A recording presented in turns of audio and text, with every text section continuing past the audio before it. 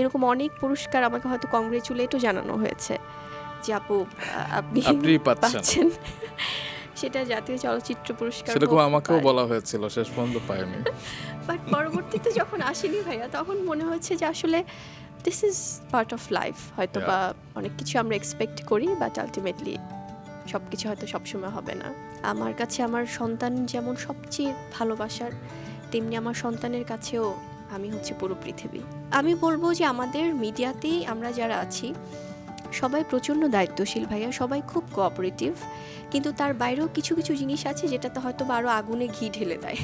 সম্পর্কগুলো এমনই হওয়া উচিত যেটা খুব শান্তির, যেখানে যদি কখনো কোনো প্রবলেম কেউ ফিল করে সেখান থেকে আমার মনে হয় যে কেউ যে কোনো একটা সিদ্ধান্ত নিতেই পারে, কিন্তু কোনো কাদা ছুড়াছুড়ি করে না, কোনো ভিকটিম প্লে করে না ভাইয়া। এবং আমি আমার ফিল্ম ইন্ডাস্ট্রির কাছে আমি প্রচণ্ড ঋণী, আমার দর্শকদের কাছে আমি ঋণী রোমান ভাই, আপনাদের কাছে আমি ঋণী, এবং আমার যারা ডিরেক্টর, প্রডিউসার, আমার কো অ্যাক্টর যারা যারা আমার সাথে আজ অব্দি কাজ করেছে তারা প্রত্যেকে আমাকে সহযোগিতা করেছে, আদারওয়াইজ আমি বুবলি হতে পারতাম না সত্যি।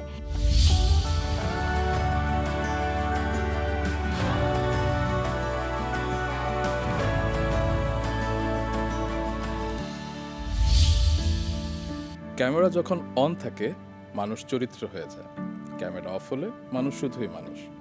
তখন কোনো রিটেকের প্রয়োজন নেই, সংলাপ মুখস্থ করার দরকার নেই। সে সময় মানুষ নিজের সত্যি গল্পটাই বলবার চেষ্টা করে। অবশ্য সব মানুষ নিজের গল্প নিজে বলতে পারে না, কিছু মানুষ চলতে চলতেই গল্প হয়ে যায়। আজকের পডকাস্টে আমার সৌভাগ্য তেমনই একজন চিত্রনায়িকাকে আমি পেয়েছি, ক্যারিয়ারের শুরু থেকে আজ অবধি নানান রকম গল্পের সাথে যার বসবাস। প্রতিটি নায়িকার জীবনে একটি ক্লাইম্যাক্স থাকে যা পর্দায় আসে না। সেই ক্লাইম্যাক্স তৈরি হয় নীরব নিঃসঙ্গ সময়গুলোতে, নিজের সাথে নিজের গল্প বলার মাধ্যমে। আজকের পডকাস্টে আমি তেমনই একজন নায়িকার দেখা পেয়েছি। সেই নায়িকার অদেখা দৃশ্যগুলো আমি আজ দেখতে চাই, অজানা গল্পগুলো জানতে চাই যা কোনো সিনেমায় নেই, একটি জীবন জুড়ে আছে। Dear viewers and listeners, hold your breath, কারণ আজ আমার পডকাস্টে বিশেষ গেস্ট চিত্রনায়িকা Shabnam Yasmin Bubly. Oh my God, finally 606 দিন পর দেখা। Oh my God, you remembered? Yes. Unbelievable, সত্যি মানে I am so happy to B here, কারণ রোমান ভাই হচ্ছেন, আমি বলি সবসময় যে মানে আপনি আর্কাইভ, এই যে কতদিন পরে দেখা হলো এটা কিভাবে মনে থাকার কথা। এবং আমাদের আজকের প্রোগ্রামটা নিয়েই বেশ কয়েক মাস ধরে ভাইয়া বলছিলেন, সো সামহাও আমাদের সব কিছু মিলে স্কেজুয়াল সব মিলিয়ে হচ্ছিল না, but finally I am here. এবং আপনি আমার প্রিয় মানুষ, সেই কারণে প্রকৃতি কিন্তু এই দিনই আপনাকে আমার সাথে দেখা করবার জন্য পাঠিয়েছে। এবং আজকে হচ্ছে গিয়ে 14 ফেব্রুয়ারি, হ্যাপি ভ্যালেন্টাইন্স ডে এবং শুভ ফাল্গুন। Oh my god, thank you so much, thank you so much, happy Valentine's day and happy Valentine's day to my lovely audience. আপনি কি দেখতে পাচ্ছেন যে এখানে 10টি গোলাপ আছে? আচ্ছা, বাহ, বাট এটার কোনো মানে মিনিং আছে। ওকে, সেটি হচ্ছে কি আমি এই সিজনে 10টা পর্ব পার করেছে, সেটা আমার সাকসেস। আচ্ছা, আর আপনার ক্যারিয়ারের 10ম বছর চলছে। এই জন্য আমি বলছিলাম যে সব কিছু মনে থাকে আপনার রোমান ভাই। আর আপনার 10 নম্বর ছবি হচ্ছে বীর, যেই ছবিতে আপনি বীরকে ধারণ করেছিলেন। Seriously I am so honoured, সত্যি মানে এত সুন্দর করে সব কিছু লিঙ্ক মানে সেট আপ করা, it's a huge honour for me, সত্যি। এটা কিন্তু প্রকৃতি আগে থেকে নির্ধারণ করে রেখেছিল, কারণ আমি যখন শুনেছি যে আপনি সিনেমা হলে গিয়ে খুব সম্ভবত প্রথম দেখেছিলেন আমারই লেখা প্রথম ছবি, একদমই পূর্ণদৈর্ঘ্য প্রেম কাহিনী। একদমই তাই। এবং হয় কি ছোটোবেলায় তো বাবা মায়ের সাথে একদমই হাঁটি হাঁটি পা করে দেখা হয়েছে বেশ কিছু সিনেমা তখনকার সময়ের, কিন্তু বেশ অনেকগুলো বছরই তো আমরা আসলে হয়তো বা আমি আমার জায়গাটা থেকে দূরে ছিলাম, যে ওরকম হয়তো সিনেমা হলে গিয়ে দেখা হতো না সিনেমা। বাট পরে যখন আমি মানে একদমই বড় হবার পরে দেখেছি প্রথম আপনারই সিনেমা, আপনার লেখা সিনেমা পূর্ণদৈর্ঘ্য প্রেম কাহিনী, সো ভীষণ ভালো লেগেছিল। এবং সেখান থেকে যখন আজকে প্রথম মনে হয় রোমান ভাইয়ের সাথে আমার ক্যামেরার সামনে আড্ডা দিচ্ছি, সত্যিই তাই। সো আমাকে অনেক কাঠখড় পোড়াতে হয়েছে এই ক্যামেরার সামনে বুবলির সাথে বসবার জন্য। তবে আরেকটি ইন্টারেস্টিং ইনফো দেই আপনাকে। কি সেটা? আপনি আজ যেখানে বসে আছেন সেই জায়গাটা নিয়ে। আচ্ছা, আপনি যে নায়িকা হবার আগ মুহূর্তে জি। প্রথম যে ইন্টারভিউটা দিয়েছিলেন মাছরাঙা টেলিভিশনে নতুন জুটি অনুষ্ঠানে, জি। এবং যেটা 13 সেপ্টেম্বর 2016 সালে রাত 9টায় প্রচারিত হয়েছিল, এখন 9টা বাজে, এবং ঠিক এই জায়গাটাতেই শুটিং হয়েছিল। হ্যাঁ, সত্যি অবিশ্বাস্য। আমি খুব নস্টালজিক হয়ে যাচ্ছি, কারণ আমার লিটারেলি টেলিভিশন প্রোগ্রাম বা যে কোনো প্রকার সাক্ষাৎকার এই ধরনের প্রোগ্রামগুলো খুবই কম অ্যাটেন্ড করা হয়। সেক্ষেত্রে যখন এত সুন্দরভাবে এভাবে স্পেশাল গেস্ট হয়ে স্পেশাল ডেতে আসা, অবশ্যই ধন্যবাদ জানাই মাছরাঙা টেলিভিশনকে, এবং রুমান ভাই আপনি আছেন, কারণ আপনি সত্যিকার অর্থে একজন শিল্পীকে এত সম্মান করেন এবং এত ভালোবাসেন, এবং তাদের সমস্ত খুঁটিনাটি সব ইনফরমেশন, এই যে আমি আমার নায়িকা হয়ে অভিষেক হবার আগে আমি যখন মানে ভবিষ্যৎ নায়িকা হয়ে যখন প্রোগ্রাম করেছি, মাছরাঙা টেলিভিশনেই প্রথম অন এয়ার হয়েছিল। সো এটা আসলে আজকে আবার এখানে বসে আছি 10 বছর পরে, তো আমার কাছে মনে হয় যে এর থেকে বড় পাওয়ার কি হতে পারে, যে স্টিল আই এম ওয়ার্কিং এবং মাছরাঙা টেলিভিশন আমাকে মনে রেখেছে। এবং সেটা আমার সৌভাগ্য হয়েছিল সেই অনুষ্ঠানে গ্রন্থনা করার, এবং সেই দিনই আমি বুঝেছি যে আমি একটা সিক্রেট বলি, অবশ্যই। মানে যখন আপনাকে বসগিরি আপনার প্রথম সিনেমার জন্য সাইন করা হয়েছিল, আমি ভেবেছিলাম এটা কে, কেন, মানে আমার ভালো সংবাদ লাগছিল থেকে না। এসছে। তবে যেদিন আপনি এসেছিলেন নতুন জুটি অনুষ্ঠানে, জি। তারপর যখন আমি বসগিরি সিনেমা হলে গিয়ে 13 সেপ্টেম্বর 2016 সালে জি। কোরবানির ঈদ ছিল, জি। আমি কোরবানি দিয়ে মাংস কাটাকাটি করে সন্ধ্যাবেলা আপনার ছবি দেখতে গিয়েছিলাম, Oh my এবং God. তখন আমি ফিল করেছিলাম না, she is here to stay, এবং সেটি 10 বছর হয়ে গেল, এবং সেই কারণে 10টি গোলাপ। Thank you so much, thank you so much ভাইয়া। বুবলি, আপনার মনে আছে 2021 সালে একবার আপনার সাথে আমি ডেটিং করেছিলাম? ওটা ডেটিং ছিল না রোমান ভাই, ওটা মিটিং ছিল, একটা রেস্টুরেন্টে বসে আমরা কাজেরই মিটিং করেছি। একদম। তো আমি সেই দিনও বুঝেছি যে আপনার ব্যক্তিত্ব সম্পর্কে, হ্যাঁ, কারণ আপনি এত সুন্দর করে কথা বলেন এবং আপনার ফিলোসফি এত দারুণ। এই কারণে আমি চেয়েছি যে পডকাস্টে আপনার প্রথম ছবির গানের মতো, যে মানে গানটা কি ছিল, দিল দিল দিল তোকে ছাড়া বাঁচা মুশকিল, আপনাকে ছাড়া পডকাস্ট মুশকিল হয়ে যাচ্ছিল আর কি। এবং আমার অনেক দর্শক শ্রোতা বিভিন্ন হয় না কমেন্ট বক্সে লিখছিল আর কি, বুবলিকে দেখতে চাই, বুবলিকে দেখতে চাই। তো বুবলির দর্শন আজকে আমি জানতে চাই। একদম ভাইয়া, আই এম সো অনার্ড। আমি প্রথমেই বলছিলাম যে আসলে হয় না, খুব সুন্দর কোনো প্রোগ্রামে আসলে এমনিতেই মন ভালো থাকে, আর এত দারুণ একটা এনভায়রনমেন্ট, মনে হচ্ছে যে আজকে অনেক গল্পই করা হবে, আসলে অনেক কথাই হবে। তবে এবার আর ভালো কথা বলবো না, একটা খারাপ কথা বলবো। খারাপ না, প্লিজ। এটা খারাপ কিনা যাই না, একটা কংগ্রেচুলেশন জানাবো। আচ্ছা, তাই নাকি? কি এই সেটা? আপনি নাকি আবার মা হতে যাচ্ছেন? ও ফাল্লা। প্লিজ প্লিজ প্লিজ, আপনি আবার বলেন না যে আমার বিরুদ্ধে মামলা ঠুকে দেবেন, কারণ আমি নিউজে দেখেছি যে যারা এই ধরনের খবর বলছে আপনি নাকি না না না না, আইনি না, ব্যবস্থা না, নেবেন। একদমই না ভাইয়া, এটা আমি প্রথমেই বলে নিই, কারণ হয় কি, দর্শকদের জায়গা থেকে তাদের অনেক ধরনের পারসেপশন থাকে, এবং আমি ব্যক্তি বুবলি মানে আছে না, আমাদের তো আসলে একটা পার্সোনাল লাইফ থাকে, তার বাইরেও তো প্রফেশনাল লাইফও থাকে, যেহেতু আমি একজন চলচ্চিত্রের নায়িকা বা অভিনেত্রী। সো দর্শকের অনেক কিছু জানতে ইচ্ছে করে বা তারা তাদের মতো প্রেডিক্ট করে। আমি কখনোই যারা এই ধরনের কথা বলছে তাদের বিরুদ্ধে আইনি ব্যবস্থা নিব এটা বলিনি। আমি বলেছি যারা অনেক ধরনের গুজব ছড়ায়, মিথ্যে কথা বলে, এআই দিয়ে ভিডিও বানায়, তাদের কথা বলেছি, যে কারণ এটা হয় কি, সোসাইটিতে অনেক বেশি স্প্রেড করছে নেগেটিভিটি এখনকার সময়ে। আমরা কোথায় যেন মানে পঙ্গু হয়ে যাচ্ছি আসলে মানসিকভাবে, এটা আমার বলতেই হচ্ছে, কারণ যেহেতু মানুষ এখন অনেক বেশি সচেতন। আর আপনি যে কথা বলছিলেন যে কংগ্রেচুলেশন যেটার জন্য বললেন, যেহেতু আমি একজন married person, I am not divorced, so সেখান থেকে আমি প্রেগনেন্ট হচ্ছি কি না হচ্ছি, বা এটা বলছি অডিয়েন্সকে বা কখন বলবো বা বলছি না, এটা সম্পূর্ণ হয়তো আমাদের ব্যক্তি স্বাধীনতা, কারণ তখন কিন্তু আমি ব্যক্তি মানুষটাই হয়ে যাচ্ছি। সো যেখানে একজন মেয়ে যদি সে ম্যারিড হয়, তার সেই সেন্সিটিভ বিষয়টা নিয়ে যখন অনেক ধরনের গল্প মানুষ তৈরি করে, সেটা খুব দুঃখজনক। আর অনেকে হয়তো মানে বলতে পারে যে আচ্ছা, উনি মানে সব কিছু কেন আমাদেরকে সব কিছু জবাবদিহি করতে হবে অডিয়েন্সের কাছে। মানে আমার দর্শকেরা তারা হয়তো বা আমার কোনো সিনেমা দেখছে, সেটা নিয়ে কথা বলছে, গঠনমূলক আলোচনা করছে, সেটা যেমন একটা বিষয়, তেমনি আমাদের কোনো ব্যক্তি বিষয় আমরা কখন বলবো বা বলবো না, সেটাও তো আমাদের উপর একটা, আমাদের নিজস্ব একটা সিদ্ধান্ত।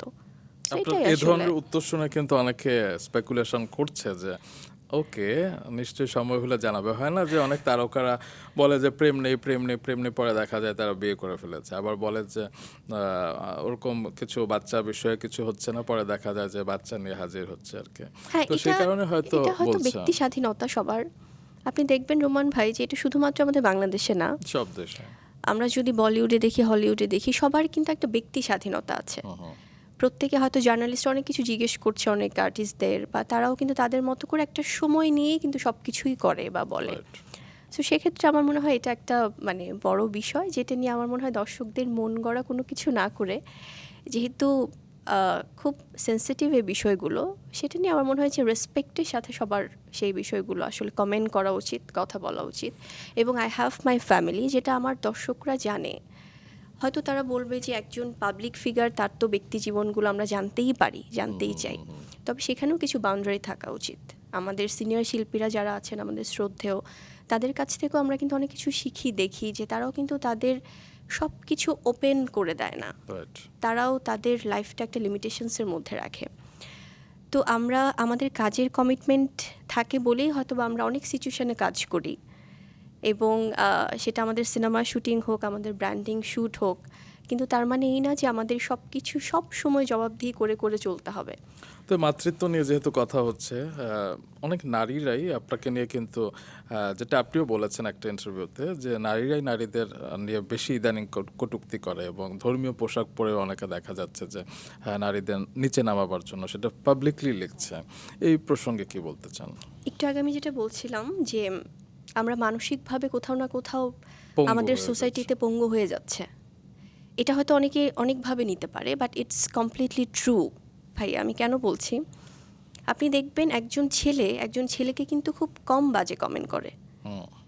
এটা যদি কেউ সার্ভে করে, অনায়াসে বের হয়ে আসবে। অনেকে হয়তো তর্কের খাতিরে বলতে পারে, বাট একটা ছেলে, একজন পুরুষ মানুষ, আমি একজন নারী হয়ে বলছি, একজন পুরুষ মানুষকে নিয়ে মিথ্যা নোংরামি ভিডিও বানানো বা গুজব ছড়ানো একদম করে না বললেই চলে। কিন্তু দিন শেষে একজন মেয়ে যখন একজন মেয়েকে বলে, মানে এটা না আসলে আমার মনে হয় যে নারীরা যখন নারীদেরকে নিয়ে বলছে, তাদের মাতৃত্ব নিয়ে বলছে, ওনারাও তো মাতৃত্বে সে স্বাদ নিয়েছে বা নিবে, অনেকেই আছে, তারাও তো মানে এই বিষয়টার ভিতর দিয়ে যায়, বা তাদেরও তো মায়েরা আছে। শুধুমাত্র এটা না, যে কোনো ক্ষেত্রে আপনি বলবেন, সেটা কনজুগাল লাইফ হোক, যখন কেউ সাংসারিক জীবনে থাকে, যখন হয় না ভাই, আমাদের কিন্তু সংসার জীবনটা সবসময় যে খুবই সুইট তা কিন্তু না, সেটা কারোরই না। আমরা যারা মিডিয়াতে আছি তাদের তো নাই, এবং যারা মিডিয়ার মিডিয়ার বাইরেও, বাইরে, এবং মিডিয়ার বাইরে আপনি দেখবেন ভাইয়া, এভরিডে অলমোস্ট 80%-এর মতো, এভরিডে হোক বা এভরি মান্থে হোক, একটা বড় পার্সেন্টেজ কিন্তু ডিভোর্স হচ্ছে সেটা হ্যাঁ সোসাইটিতে, সংবাদ মাধ্যমে এসেছে। সংবাদ মাধ্যমে এসছে, এবং বড় বড় পত্রিকাতেই আমরা দেখেছি। কোনোটাই কিন্তু মিডিয়ার মধ্যে না। মিডিয়াতে যখন বছরে একটা দুটো হচ্ছে, তখনই নিয়ে সবাই চর্চা ফলাও হচ্ছে। করে চর্চা করছে। এদের তো ঘর টিকে না। তাহলে আপনাদের কেন টিকছে না, যারা মিডিয়ার বাইরে আপনারা আছেন? এটা সম্পূর্ণই খুব সেনসিটিভ বিষয়। কেন আমি বলি, কারণ একজন হাজব্যান্ড ওয়াইফের মধ্যে মনোমালিন্য হবেই। হতেই পারে। আমরা যখন মিডিয়ার বাইরে দেখি যে তাদের মধ্যে অনেক সময় ঝগড়া হচ্ছে, মনোমালিন্য হচ্ছে, কথা কাটাকাটি হচ্ছে, এক একজনকে ব্লেম দিচ্ছে, তাদের নিয়ে বিচার বসছে, আবার ঠিক হচ্ছে। সো আমার ব্যক্তি জীবনটা যদি আমি বলি, অনেক কিছুর মধ্য দিয়ে তো আমরা যাই, সেখানেও কিন্তু আপস অ্যান্ড ডাউনস আছে। Right.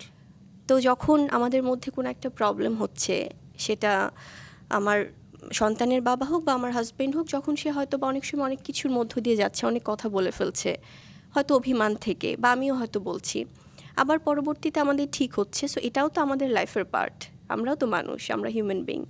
কিন্তু মানুষ ভেবে নিচ্ছে, আচ্ছা ওনারা এরকম করে একটা সময় হয়তো কথা বলেছে, তাহলে আবার কেন ঠিক হচ্ছে, মানে এটা আর ঠিক হওয়া যাবে না, আবার কেন প্রবলেম হচ্ছে। আজকে আমি বলছি, আবার আমার দুদিন পরে প্রবলেম হতেই পারে। এভাবেই তো একটা সাংসারিক জীবন যায়, বা যে কোনো ভাই বোনের মধ্যেও তো প্রবলেম হয়। সো এই বিষয়গুলো না আসলে খুব সহজে কমেন্ট করে ফেলে। এবং নারীদের যে বিষয়টা আমি বলছি, মানে তারা নিজেরাও যখন শুধুমাত্র প্রেগনেন্সি না, তারা যখন একটা বিবাহিত জীবনে থাকে বা যখন একটা প্রফেশনাল লাইফে থাকে, সব কিছুর মনে হয় কি, বা একটা সাংসারিক জীবন থেকেও এসে যে কোনো একটা কিছু কমেন্ট করে ফেলছে একটা মেয়েকে নিয়ে। এবং ধর্মীয় জায়গা থেকে আমি বলি ভাইয়া, আমি কিন্তু তাহলে বলবে যে আচ্ছা উনি তো চলচ্চিত্রের নায়িকা, উনি কেন ধর্ম নিয়ে কথা বলবে? কেন বলবো না? একজন মুসলিম হিসেবে আমিও তো নামাজ পড়ি, রোজা রাখি, রোজা রেখেও আমরা কাজ করি। সেটা আমার আর আমার আল্লাহর সাথে আমার কানেকশন। আমি তো কখনোই বলিনি যে আমি 100% হাফেজ ভাই, আমাকে কেউ দেখছে না। অবশ্যই দেখছে, কিন্তু আপনারা তো নায়িকা না যারা লিখছে, বা যারা আপনারা তো নিজেদেরকে খুব ভাবছেন যে আপনারা অনেক বড় ইসলামিক মাইন্ডের, তো আপনারা কেন গীবত করছেন? আপনারা কেন সিনেমা দেখছেন? আপনারা কেন সোশ্যাল মিডিয়াতে কমেন্ট করছেন? এটাও তো ভালো না একটা মানুষকে। কারণ গীবত করা হয় কি ভাইয়া, আমরা যারা চলচ্চিত্র নায়িকা আছি সবাই বলতে পারে একজন নায়িকা, আমাদের চলচ্চিত্র করা, অভিনয় করা, সুদ খাওয়া, ঘুষ খাওয়া, ব্যভিচারী করা, সব কিছুর থেকে গীবতটা কিন্তু আরও বেশি খারাপ। এটা হচ্ছে ইসলামে মৃত ভাইয়ের মাংস গোস্ত খাওয়ার সমান। তো আপনারা প্রতিদিন মৃত ভাইয়ের গোস্ত খাচ্ছেন, I am sorry to say, but আপনারা গীবত ছাড়বেন না। হয় কি, আমরা যদি সোসাইটিতে এই জিনিসগুলো স্প্রেড না করি, পজিটিভিটি, সবাই হয়তো ভাবি, আমি নিজেও অনেক বেশি ইগনোর করে যাই, অ্যাভয়েড করে যাই। বাট ডে বাই ডে এটা যেভাবে বাড়ছে, পৃথিবীর কোথাও কোনো সোশ্যাল মিডিয়াতে কোনো শিল্পীকে, কোনো পলিটিশিয়ানদের, কোনো স্পোর্টসম্যান, কাউকে এভাবে হামলা করা হয় না বা এভাবে অ্যাটাক করা হয় না সোশ্যাল মিডিয়াতে। কারণ এখন তো একটা ডলার যেহেতু ইনকাম করে, ভিউ ব্যবসা, এটা আমি বরাবরই বলি। এবং এটা নিয়ে আমাদের সবাইকে ভয়েস রেজ করতে হবে। কারণ এই জিনিসগুলো হয় কি, যখনই আমরা ইগনোর করে যাচ্ছি, কারণ একটা বিষয় আমরা জানি, বোবার শত্রু নেই, বাট বোবাকেই কিন্তু এখন 2026 সাল যেহেতু চলে এসছে, একটা বোবাকেই বলা হবে যে উনি খুন করেছে বা উনি দেয়, বিকজ বোবা কথা বলতে পারবে না। সো এইভাবে কিন্তু চাপিয়ে দেওয়া হয়। সো আমার মনে হয় ইট শুড বি স্টপড। এবং সোশ্যাল মিডিয়াতে আপনারা ডলার ইনকাম করার জন্য, যারা হিজাব পরে হোক, হিজাব ছাড়া হোক, যারা পুরুষরা আছেন, অনেক ছেলেরাও দেখছি, অনেক হয়তো বা তারা এই ধরনের আক্রমণাত্মক ভিডিও করছেন। This is not right. এবং এটার জন্য একটা প্রপার সাইবার ক্রাইমের একটা সুন্দর, আমার মনে হয় আমাদের দেশে আইন আছে, আই নো, এবং এটার এক্সিকিউশন দরকার। এটা নিয়ে আসলে আমার মনে হয় যে আমরা স্টেপ না নিলে ডে বাই ডে এটা বাড়তেই থাকবে। এবং সোশ্যালি কিন্তু ভাইয়া আমাদের নেক্সট যে জেনারেশন আসছে, এরা কিন্তু একটা এই ধরনের মানসিক একটা হ্যারাসমেন্টের ভিতর দিয়ে যাবে। আপনি তো অনেক ভালো এই ব্যাপারগুলোতে আপনি জানেন ভাই, আপনি জানেন আমার ছোট বাচ্চাটা শেহজাদকে নিয়েও আজে বাজে ভিডিও বানানো হয়। মানে এরা কতটা, এরা হচ্ছে সেই মানুষগুলো, হয়তো বা আমি খুব হার্শলি বলছি, but this is true, this is fact. এরা হচ্ছে ওই মানুষগুলো যারা শিশুদেরকে ধর্ষণ করে, যারা শিশুদেরকে মার্ডার করছে। এরা হয়তো বা মুখ দিয়ে বলছে, বাট এটা কিন্তু সেম অলমোস্ট। একটা নিষ্পাপ বাচ্চাকে নিয়ে যখন ভিডিও বানায়, সে তার মায়ের সাথে ছবি দেখ, বাবার সাথে ছবি দেখ, ওখানে একটা বুলিং করছে, ওখানে খুব ইমোশনাল মিউজিক দিয়ে অন্যভাবে তাকে ট্রলিং করা হচ্ছে, তার মানে সব কিছু নিয়ে। সো আমার মনে হয় যে এই বিষয়গুলো কতটা, এরা পশুত্বের দিকে গেলে একজন বাচ্চাকে নিয়েও তারা এরকম মানসিকভাবে তারা তাকে আঘাত করতে পারে, বা হয়তো ও বুঝছে না এখন, বাট অ্যাজ আ মাদার তো আমি দেখছি। হয়তো বা আমি সোশ্যাল মিডিয়াতে ওভাবে নেই, বা সময় আমার, কারণ আমার অনেক কাজ থাকে, বা এটা আমাদের সবারই। কিন্তু আমার অ্যাডমিনরা মাঝে মাঝে যখন বলছে যে আপু এগুলো নিয়ে কেন আপনি স্টেপ নিচ্ছেন না, বা আমার সাংবাদিক ভাই বোনেরা যখন বলছে, কারণ এটা তো সবারই খুব একটা মানে আছে না যে ইমোশনালি তো তারা একটা স্পর্শকাতর বিষয়। সো এটাই আর কি ভাইয়া। আমার মনে হয় নতুন সরকারের কাছে আমরা সেই প্রত্যাশা করতেই পারি, কারণ এই সাইবার ক্রাইমের বিষয়গুলো আরও বেশি কার্যকর হোক, এক্সিকিউশন হওয়া উচিত, তাহলে আসলে আমাদের এই বিষয়গুলো অনেক কমে যাবে। তো আজকে আমি ঠিক করে এসেছি যে দুটো নাম আমি যতটা সম্ভব এড়িয়ে চলার চেষ্টা করব। আপনার জীবনের সাথে ওতপ্রোতভাবে যুক্ত আছে সেই দুটি নাম, সেখান থেকে আমি একটু ভালোবাসার প্রসঙ্গে ফিরতে চাই, কারণ চারিদিকে লাল লালে লাল হয়ে আছি আমরা। ভালোবাসার সংজ্ঞা কি আপনার কাছে? আমার কাছে ভালোবাসার সংজ্ঞা খুব ছোট কিছু শব্দের মধ্যেই আছে, সেটি হচ্ছে যে সম্মান, আস্থা, বিশ্বাস। এই কয়েকটা শব্দ আমি কেন বলি, এবং ইতিবাচকতা। আমরা সেটা যাকেই ভালোবাসি না কেন, হতে পারে আমাদের লাইফ পার্টনার, হতে পারে বাবা মা, হতে পারে আমাদের যারা সিনিয়র আছেন, জুনিয়র আছেন। কারণ এই বিষয়গুলো থাকলে আমার মনে হয় ভালোবাসা অনেক সুন্দর। অবশ্যই, অবশ্যই। তো জীবনে প্রথম প্রেম এসেছিল কত বছর বয়সে মনে আছে? প্রেমের অফার পেয়েছিলাম, যেহেতু আমি হয়তো বেশ কিছু জায়গায় বলা হয়েছে। কারণ আমি ছোটবেলা থেকেই আমি যেহেতু আমরা ৩ বোন ১ ভাই, বোনদের মধ্যে সবার ছোট। আমরাও কিন্তু ৩ বোন ১ ভাই। তাই না? এটাও মিলে গেল। এবং আমিও ছোট। আচ্ছা, আচ্ছা। সো আমি বোনদের মধ্যে ছোট। আমার বড় ২ বোন সবসময় আমাকে বড় ভাইয়ের মতো শাসন করেছে, এখনো। এবং সেই শাসনের জায়গাটা থেকে, এবং আমরা যেহেতু আমাদের ফ্যামিলির জায়গাটা কেউ মডেলিংয়ে কখনো ছিলেন না, কেউ অভিনয়ে ছিলেন না। সো বাট খুব কালচারাল একটা পরিবেশ ছিল। গানে ছিলেন, বড় সংবাদ আপু, পাঠে ছিলেন। এক্স্যাক্টলি, বড় আপু, আমার বড় বোন ছোটবেলা থেকে গান করতেন, এবং আমার মেজো বোন স্পোর্টসে ছিলেন খুব ভালো ছোটবেলা থেকে। এরপর তো সংবাদ উপস্থাপনায় ছিলেন। তারপর আমি নাজমিন মিমি আপনার এক বোন এবং আরেকজন হচ্ছে গিয়ে সুইটি আপা। জি। বাহ। সো খুব কালচারাল একটা মাইন্ডে আমরা বড় হয়েছি ভাইয়া। বাট আদার্স, যেমন আমরা যখন স্কুলে যেতাম, আমি আমার স্কুলে গেলে কখনো, বা যেহেতু আপনি অনেক ইনফরমেশন আপনার কাছে থাকে, সো আমি স্কুলে আমাকে মানে আম্মু নিয়ে যেতেন, নিয়ে আসতেন। এবং আমি অনেক বছর বোরখা পরে গিয়েছি স্কুলে। কারণ হয় কি, আমি যেহেতু গার্লস স্কুলে পড়েছি, কোন স্কুল? আমার উদয়ন স্কুল ছিল উত্তরাতে, এবং কলেজ ছিল উইমেন কলেজ। সো সবসময় যেহেতু মেয়েদের স্কুল, মেয়েদের কলেজ ছিল, তো ওই যেটা হতো, স্কুল কলেজের সামনে দাঁড়িয়ে থাকতেন অনেকে ফুল নিয়ে। আপনি প্রথম proposal সাড়া দেবে। দিয়েছিলেন কবে? এটাই তো বলছিলাম যে আমি হয়তো আড়াল থেকে দেখতাম, দেখে হয়তো গাড়িতে উঠে যেতাম যে অনেকে হয়তো কিছু বলতে চাচ্ছে, বা বান্ধবীর মাধ্যমে পৌঁছাচ্ছে চিঠি লিখে, সে ওই যে রক্ত দিয়ে যেটা হয় আর কি, অনেক আগে। সো এগুলো দেখে তখন খুব মজা লাগতো। কেন, আমি যেহেতু আমার বোনেরা বড় ছিলেন, তো আমাদের ফ্যামিলি বন্ডিংটা খুব ভালো ছিল ছোটবেলা থেকেই। মানে খুব ডিসকাস হতো যে কেউ কখনো পরিবারের বাইরে কোনো কিছু ভাববো না। তো ওখান থেকে আমার মধ্যে একটু ম্যাচিউরিটি ছিল। সো ওই প্রেম বিষয়টা আমি কোনোদিনও অ্যাকসেপ্ট করার সেই সাহসও পাইনি, আর সেই ইচ্ছেটাও হয়নি। সো আমার বান্ধবীদেরকে আমি খুব বলতাম যে আমার কাছে মনে হতো প্রেম মানেই খুব নেগেটিভ একটা জিনিস। সো এটাই। তো প্রথম প্রেমের চিঠি লেখা হয়েছে কবে? নিশ্চয়ই লিখেছেন। না, জীবনে প্রেমের চিঠি না, লেখেনি বুবলি? না। কারণ কি ভাইয়া, আমি যেহেতু গার্লস স্কুলে বললাম না, এবং আমার কলেজ, উইমেন কলেজ, এবং তারপর তো আসলে যেহেতু আমি এয়ারলাইন্সে জব করেছি খুব ছোট বয়সেই, আমার সব সময় কাজ ব্যাপারগুলো আমাকে খুব বেশি অ্যাট্রাক্ট করতো। যখন আমার কাছে মনে হতো যে এখন এক্সামের আমার এই গ্যাপটা আছে, আমার কাজটা কিভাবে আমি এক্সপ্লোর করব, দেখি তো আমি এই কাজটা পারবো কি না, সেদিকে আমার কনসেন্ট্রেশন ছিল। দেন এয়ারলাইন্স জবের পরে আমি যখন আবার নিউজ প্রেজেন্টেশনের কোর্স করলাম, সবই কিন্তু আমার স্টুডেন্ট থাকাকালীন, পড়াশোনার ফাঁকে ফাঁকে, হয়তো কলেজের ফাঁকে, বা যখন ইউনিভার্সিটিতে উঠছি। সো এত বিজি ছিলাম, এটা আমার মনে হয় যারা পড়াশোনার পাশাপাশি কাজ করে বা তারা জব বুঝতে করে পারবে। তারা বুঝতে পারবে যে ওই সময়টাই কখনো হতো না। তারপর তো চলচ্চিত্রের যাত্রা শুরু। তো যেহেতু প্রেমে পড়েননি, তাহলে ছ্যাক খাবার প্রশ্নই আসে না। তবে ছ্যাক দিয়েছিলেন কজনকে? হ্যাঁ, বেশ কয়েকজন। এটা আসলে হয়তো ইন্টেনশনালি দেয়নি, বাট তারা প্রপোজাল পাঠাতে চেয়েছে, হয়তো পৌঁছাতে পারেনি, আগেই না করে দিয়েছি বা লোক মারফতে। সো অটোমেটিক্যালি ছাকা খেয়ে গেছে আর কি। আহারে।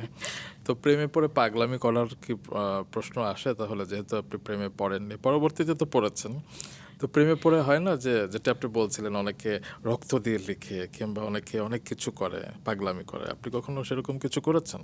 না, এটাই তো বলছিলাম যে আসলে ওই সুযোগটাই কখনো আচ্ছা, হয়নি। আপনার জীবনে এখন মনে তাহলে হয় মিস করি যে কেন স্কুল কলেজ লাইফের এগুলো, মানে এই এক্সপেরিয়েন্সটা কেন নিলাম না। আপনার স্কুল কলেজ লাইফের মানে চাকরির পাশাপাশি মানে এক্সাইটিং বিষয় কোনগুলো ছিল আর কি? এক্সাইটিং বিষয়গুলো ছিল, আমাদের কালচারাল প্রোগ্রাম হতো ভাইয়া অনেক আমাদের স্কুলে, এবং থাকে না কিছু কিছু পপুলার স্টুডেন্ট যাদেরকে হয়তো বা কোনো কালচারাল প্রোগ্রাম হবে, সেটা অ্যাক্টিং হোক, রাইট। নৃত্য হোক, গান হোক, সবাই সব কিছুর আগে ওই ছাত্রছাত্রীদেরকেই নক করে যে এভাবে আমাদের টিচাররা যারা রেসপেক্টেড টিচার ছিলেন, তো ওই ব্যাপারগুলো আমাকে খুব টানতো। যে কোনো কম্পিটিশনে, যে কোনো কি কাজে করতেন? গান করতেন? গান করতাম, আবার অ্যাক্টিংও নাচ? করতাম। হ্যাঁ, আমরা মেয়েরা মিলে নাটক বানিয়েছিলাম কলেজে, এবং স্কুলে আমাদের গানের কম্পিটিশন হতো, নাচের কম্পিটিশন হতো, এবং ম্যাক্সিমাম আমাদের হয় না ভাইয়া, সকালবেলা আর্লি মর্নিং, যেহেতু আমার মর্নিং শিফটে স্কুল ছিল, জাতীয় সঙ্গীত গাওয়ানো হয় একদম অ্যাসেম্বলির ওখানে সামনে দাঁড়িয়ে, সেই কাজটা আমাকে দিয়ে করানো হতো, আমি এবং আমার দুজন ফ্রেন্ড ছিলেন, বান্ধবী। সো এই বিষয়গুলো নিয়ে আমাদের এত আমরা ব্যস্ত থাকতাম যে প্রতিদিন যে সকালবেলা এবং প্রথম সিট বেঞ্চটাতেই বসতে হবে এবং স্যার যে টাস্ক দিচ্ছে, আমাদের ভোট হতো। আমি যখন ক্লাস 8 থেকে 9-এ উঠবো, তখন আমাদের ইন্টারেস্টিংলি ভোট হয়েছিল ক্যাপ্টেন কে হবে, মানে লিটারেলি তো আমাদের রেজাল্টের প্রেক্ষিতে ক্যাপ্টেনশিপ হতো। কিন্তু ওখানে হয়েছিল কি, আমার মানে পড়াশোনাও যেহেতু আমি খুব সিরিয়াস ছিলাম সত্যিকার অর্থে, এটা আমার মনে প্রশ্ন ঘুরপাক খাচ্ছিল, কেমন ছিলেন স্কুল আপনি? মিস দিতাম না ভাই, আচ্ছা। কারণ আমার সেটা জ্বর হোক ঠান্ডা হোক, এবং আমার মা এত বেশি স্ট্রিক্ট, মানে উনি খুবই অর্গানাইজড একজন মানুষ, কোনো দিন আমাদের স্কুল মিস দিতেন না আম্মু। সেটা ঝড় বৃষ্টি হোক, সেটা আমরা একটু অসুস্থ থাকি হয়তো, বা আমরা ভাবি যে একটু মাথা ব্যথা করছে, না যাই, তো তখন বলতো আমার স্কুলে গেলে ভালো লাগবে। হয়তো সিভিয়ার জ্বর হলে সেটা আলাদা। তো আম্মু এই বিষয়টা আমাদেরকে ছোটোবেলা থেকেই প্র্যাকটিস করিয়েছে। এভরিডে আমি স্কুলে যেতাম। একদিন আমার মনে আছে খুব অসুস্থ আমি, এরকম সিজনাল জ্বর, তো আমি 6টা থেকে আমি ঘড়ি দেখছিলাম, আমার আর ঘুম নাই, যে এখন আছে বেঞ্চটাতে তাহলে কারা বসছে এবং এখন ম্যাডাম আসছে, এখন কোন ক্লাসটা নিচ্ছে, মানে সো ওরকম করে আসলে কখনো এতটা আমি সিনসিয়ার ছিলাম টিল নাও। কাজে হোক, আমার যে কোনো রেসপন্সিবিলিটিতে আমি I try to be a very sincere আচ্ছা, পারসন। সে সময় কি ভাবতেন বড় হয়ে কি হবেন? কারণ আপনি গান করতেন, অভিনয় করতেন, পাশাপাশি পরবর্তীতে তো আপনি যেটা বলছিলেন যে আপনি কেবিন ক্রু হিসেবে কাজ শুরু করছিলেন, কিংবা তারপরে সংবাদ পাঠিকা হিসেবে। ছোটবেলা কিংবা কৈশোর বেলায় কি ভেবেছিলেন বড় হয়ে কি হবেন? আমার ছোটবেলায় আমি খুব, যখনই হয় না যে প্রত্যেক ফ্রাইডেতে মুভিজ হতো শুক্রবারে 3টার দিকে, ছোট্টবেলায় যখন সবাই মিলে হয়তো টেলিভিশনে দেখছি, তখন আমার কাছে আমি খুব মানে ওই বিষয়গুলো আমি লিপসিং করতাম, মানে আমি তো গান করতাম না আসলে, যেটা গুনগুন করতাম, আমার বড়াপ্পু গান করতো, খুব ভালো লিসেনার আমি, শ্রোতা, বাট ওভাবে অফিসিয়ালি গান শেখা হয়নি। কিন্তু সিনেমার প্রতি আমার ভালোবাসা সব সময় ছিল ভাইয়া। বাহ, হয়তো জানতাম যে ফ্যামিলি থেকে অ্যালাউ করবে না, কিন্তু আমি সব সময় মুভিজ খুব ভালোবাসতাম। হয়তো আয়নার সামনে একা একা, যেটা সব বাচ্চারাই করে অনেক সময়, অ্যাক্টিং করা, বা আমি ভাবতাম যে আচ্ছা এখানে যদি আমি থাকতাম কেমন হতো, সেটা হয় কি সুপ্ত একটা বাসনা। এবং কিন্তু- তখন কোন নায়ককে স্বপ্ন দেখতেন? মানে থাকে না যে এই নায়কের সাথে যদি অভিনয় করতাম কখনো, মানে স্বপ্নের জায়গায় তো যে কেউ হতে তখন যেহেতু পারে। এত ছোট, ওই ভাবনাটা আসতো না যে এই নায়কের সাথে কাজ করব। তখন শুধু মনে হতো যে এই গানটা গাইছে, এই গানটা আমি হয়তো গাইছি, এরকম মনে হতো। আচ্ছা, আর ছোটবেলায় তো সবার প্রথম সিনেমা দেখেছিলাম, যে তাও হচ্ছে অলমোস্ট উনি গত হওয়ার পরে, সালমান শাহ স্যার, সালমান শাহ। উনি চলে যাওয়ার পরে। তখন তো আমি অনেক ছোট, ততদিনে উনি আসলে আমাদের মাঝে নেই, বাট ওনার মুভিগুলো রিলিজ হতো না তখন, দেখতাম। তখনও সিনেমা হলে যে ওনার, তখন বুঝতাম না যে উনি আর আমাদের মাঝে নেই, তখন ভাবতাম যে আচ্ছা উনি কেন আসছেন না সিনেমা হলে। এবং ছোটবেলা যখন টেলিভিশনে দিত, তো ওনার অভিনয় খুব ভালো লাগতো।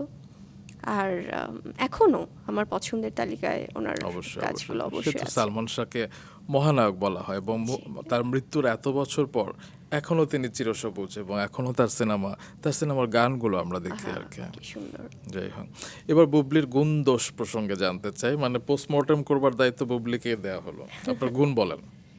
আমার গুণ ভাইয়া, আমি আমার কাছে মনে হয় যে আমি ধৈর্যশীল তুলনামূলকভাবে, এটা আমার মনে হয়। কারণ অনেক সময় অনেক বিষয় খুব মনে হয় যে আমি এই বিষয়গুলো তো ঠিক না, খুব মিথ্যা, আমি জানছি, এবং খুব প্রতিবাদ করতে ইচ্ছে করে যে এটা নিয়ে আমি স্টেপ নিব, কথা বলবো।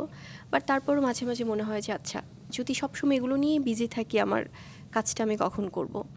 এবং আমার ছোটোবেলায়, যেটা আপনি একটু আগে প্রশ্ন করলেন যে কি হতে চেয়েছিলাম স্পেসিফিক্যালি, আমি যেহেতু জানতাম যে কখনোই চলচ্চিত্র অভিনয় বা এগুলো অ্যালাউ করবে না, সো আমি ব্যারিস্টার হতে চেয়েছিলাম। ও, এবং 2 ইয়ার্স আমি ইউনিভার্সিটি অফ লন্ডনে আন্ডার LLBও পড়েছি।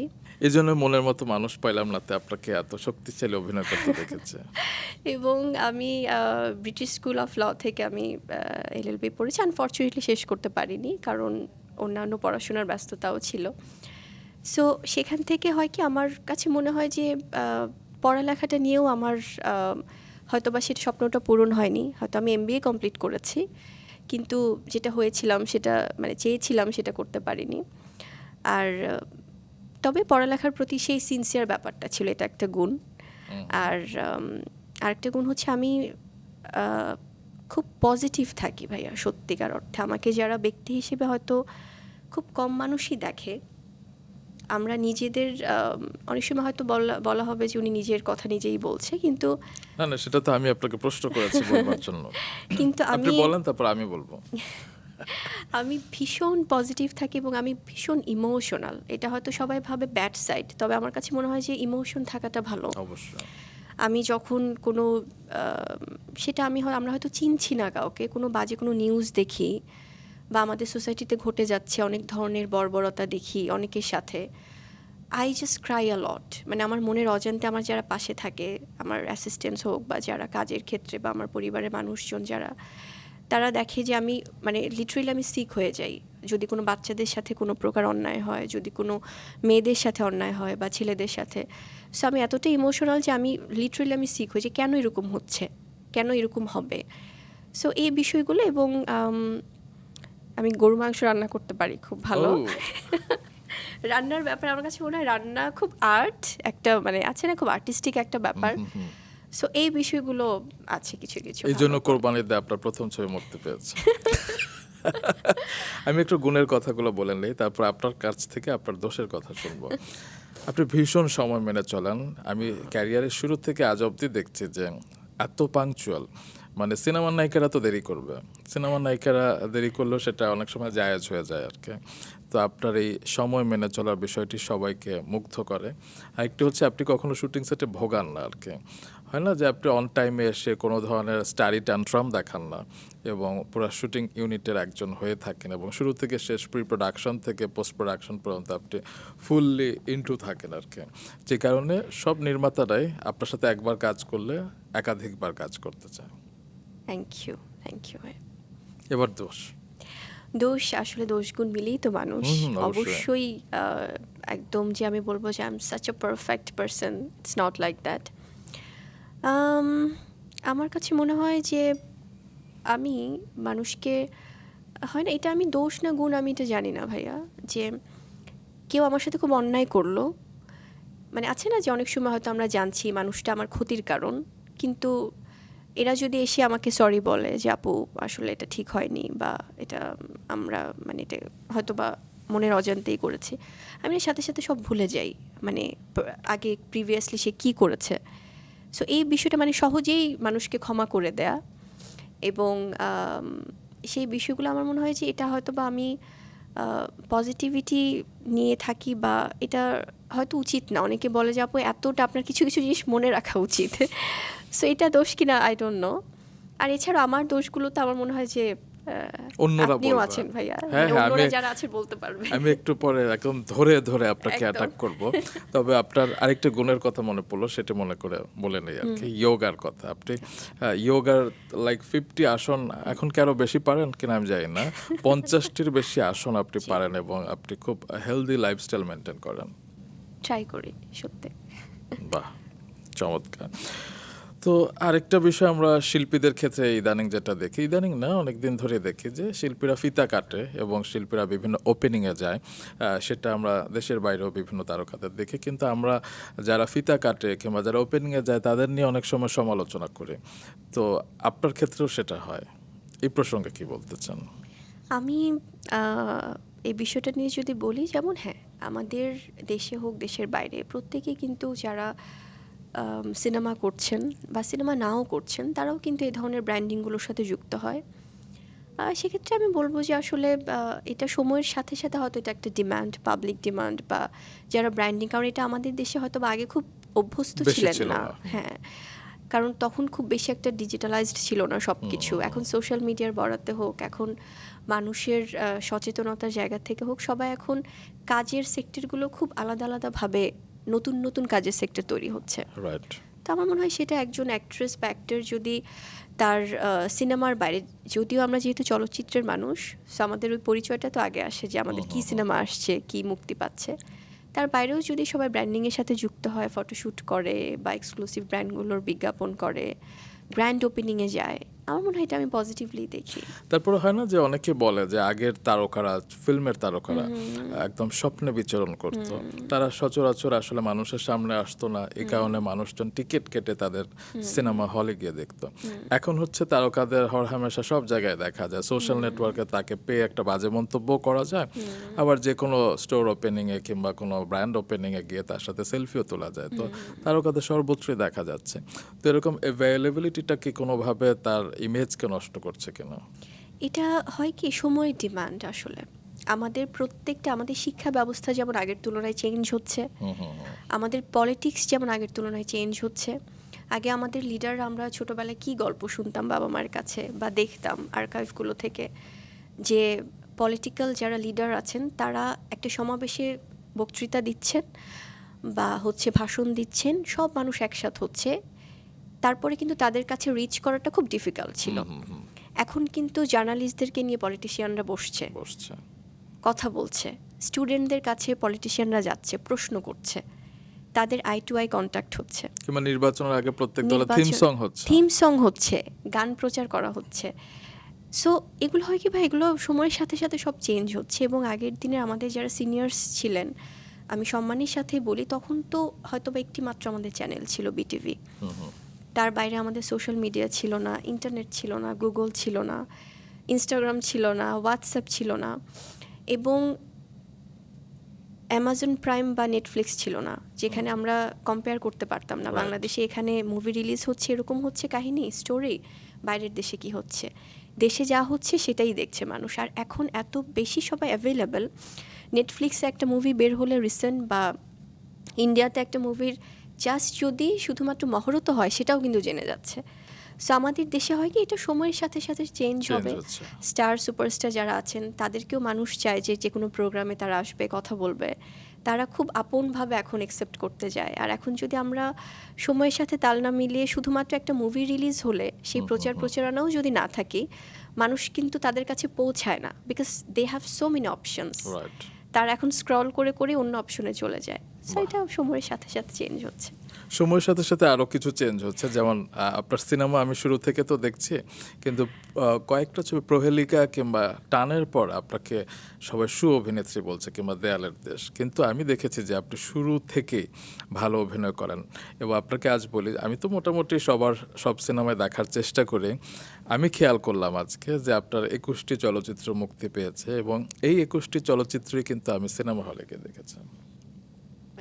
এর থেকে আর বড় পাওয়া কি হতে পারে ভাই, এত ব্যস্ততার মাঝেও যে, এবং আপনি খুব চলচ্চিত্র বান্ধব একজন মানুষ, আমি এটা জানি, কারণ আপনি আমাকে শুরুতেই বলছিলেন ভাইয়া যে যেটা টান প্রহেলিকার পরে হয়তো সবাই সেই স্ক্রিপ্টটা আমাকে দেখেছে, বাট তার বাইরেও কিন্তু আপনি যখন আমার আগের সেই এফডিসি কেন্দ্রিক আমরা যেটা বলি সো কল্ড একটু ডিফারেন্ট, আমরা খুব কমার্শিয়াল প্যাটার্নের, যদিও সব সিনেমাই কমার্শিয়াল, কিন্তু তখন থেকে মেইন স্ট্রিম সিনেমাতে আপনি খুব সুন্দর করে করে, মানে আপনার লেখনী তো অসাধারণ, এবং আপনি একজন অ্যাজ অ্যান অডিয়েন্স আপনি লিখতেন, যে সেটা চলচ্চিত্র বোদ্ধা তো অবশ্যই, কিন্তু তার বাইরেও আপনি একজন অডিয়েন্স হিসেবে খুব পুঙ্খানুপুঙ্খ রূপে বিশ্লেষণ করতেন। আমি একটু আপনার সিনেমাগুলো মনে করার চেষ্টা করি কোনগুলো দেখেছি, যেমন বসগিরি, শুটার, অহংকার, রংবাজ, চিটাগাঙ্গা, পোয়া, নোয়াখাইলা মাইয়া, সুপার হিরো, ক্যাপ্টেন খান, পাসওয়ার্ড, মনের মতো, মানুষ পাইলাম না, বীর, চোখ, ক্যাসিনো, লিডার আমি বাংলাদেশ, বিদ্রোহী, তালাশ, লোকাল, প্রহেলিকা, দেয়ালের দেশ, মায়াদার লাভ, রিভেঞ্জ এবং জঙ্গলি। হাউ কাম, মানে এর থেকে একজন শিল্পী হিসেবে আর কি পাওয়ার থাকে? আপনার যে 3টি কাজ ওটিটিতে এসেছে, লাইক ছায়া, টান, 7 নম্বর ফ্লোর, সেগুলো আমার দেখা, এবং সেগুলো, এই নামগুলো এই কারণেই বললাম যে আপনি প্রথম ছবি বসগিরির জন্য তো আপনি মেরিল প্রথম আলো পুরস্কার পেয়েছিলেন দর্শকের ভোটে, এবং সেই তখন থেকে আপনাকে আমি দেখেছি অহংকার বলে, যেটা আপনি বলছিলেন যে এফডিসি কেন্দ্রিক ছবি, মেইন স্ট্রিম ছবি, এবং সেই অহংকারের গল্পটাও শিল্পা শেট্টির একটা বাইরের একটা ছবির রিমেক ছিল আর কি। তো শিল্পা শেট্টির থেকে আপনার অ্যাক্টিং ভালো ছিল, এবং সেই সময় আমি সেটা রিভিউতে লিখেছিলাম আর কি। তো এই যে আপনি অভিনয় না শিখে সংবাদ পাঠিকা থেকে অভিনয় শুরু করলেন, কিভাবে শিখেছিলেন? আমি একটু আগে বলছিলাম না ভাইয়া, যে ছোটবেলা একটা সুপ্ত প্রতিভা ছিল, এবং যেহেতু স্কুল কলেজে আমি পার্টিসিপেট করতাম, আমি অভিনয়টাকে এবং চলচ্চিত্রকে স্পেশালি খুব জীবন থেকে দেখি, যদিও খুব অল্প বয়সেই শুরু করা, কারণ অনেকেই হয়তো ভাবে যে সংবাদ পাঠিকা থেকে নায়িকা হয়েছে তার মানে হয়তো বা উনি অনেক মানে কিছু জেনে অনেক কিছু, আসলে কিন্তু তা না। কারণ আমি যখন পড়ালেখা করছি, সেটা আমার কলেজ লাইফের শেষ থেকে কিন্তু আমি সংবাদ উপস্থাপনে আমি যুক্ত হয়েছি, একদম ছোট বয়স থেকে। এবং সেখান থেকেই যখন আমি আস্তে আস্তে চলচ্চিত্রের নায়িকা হলাম, যখন প্রথম সিনেমা দিয়ে আসা, তখনই আমার কাছে, যেহেতু আমার তার আগে কোনো নাটকের অভিজ্ঞতা ছিল না, মডেলিংয়ের অভিজ্ঞতা ছিল না, তো চ্যালেঞ্জটা তো বড় ছিল, যেহেতু দেশের একজন দেশসেরা নায়কের সাথে আমার অভিষেক হয়েছে এবং দুটো সিনেমা দিয়েই। তো হয় কি ভাই, অনেক কিছু তো হয়তো কাজ করতে করতেই শেখা হয়।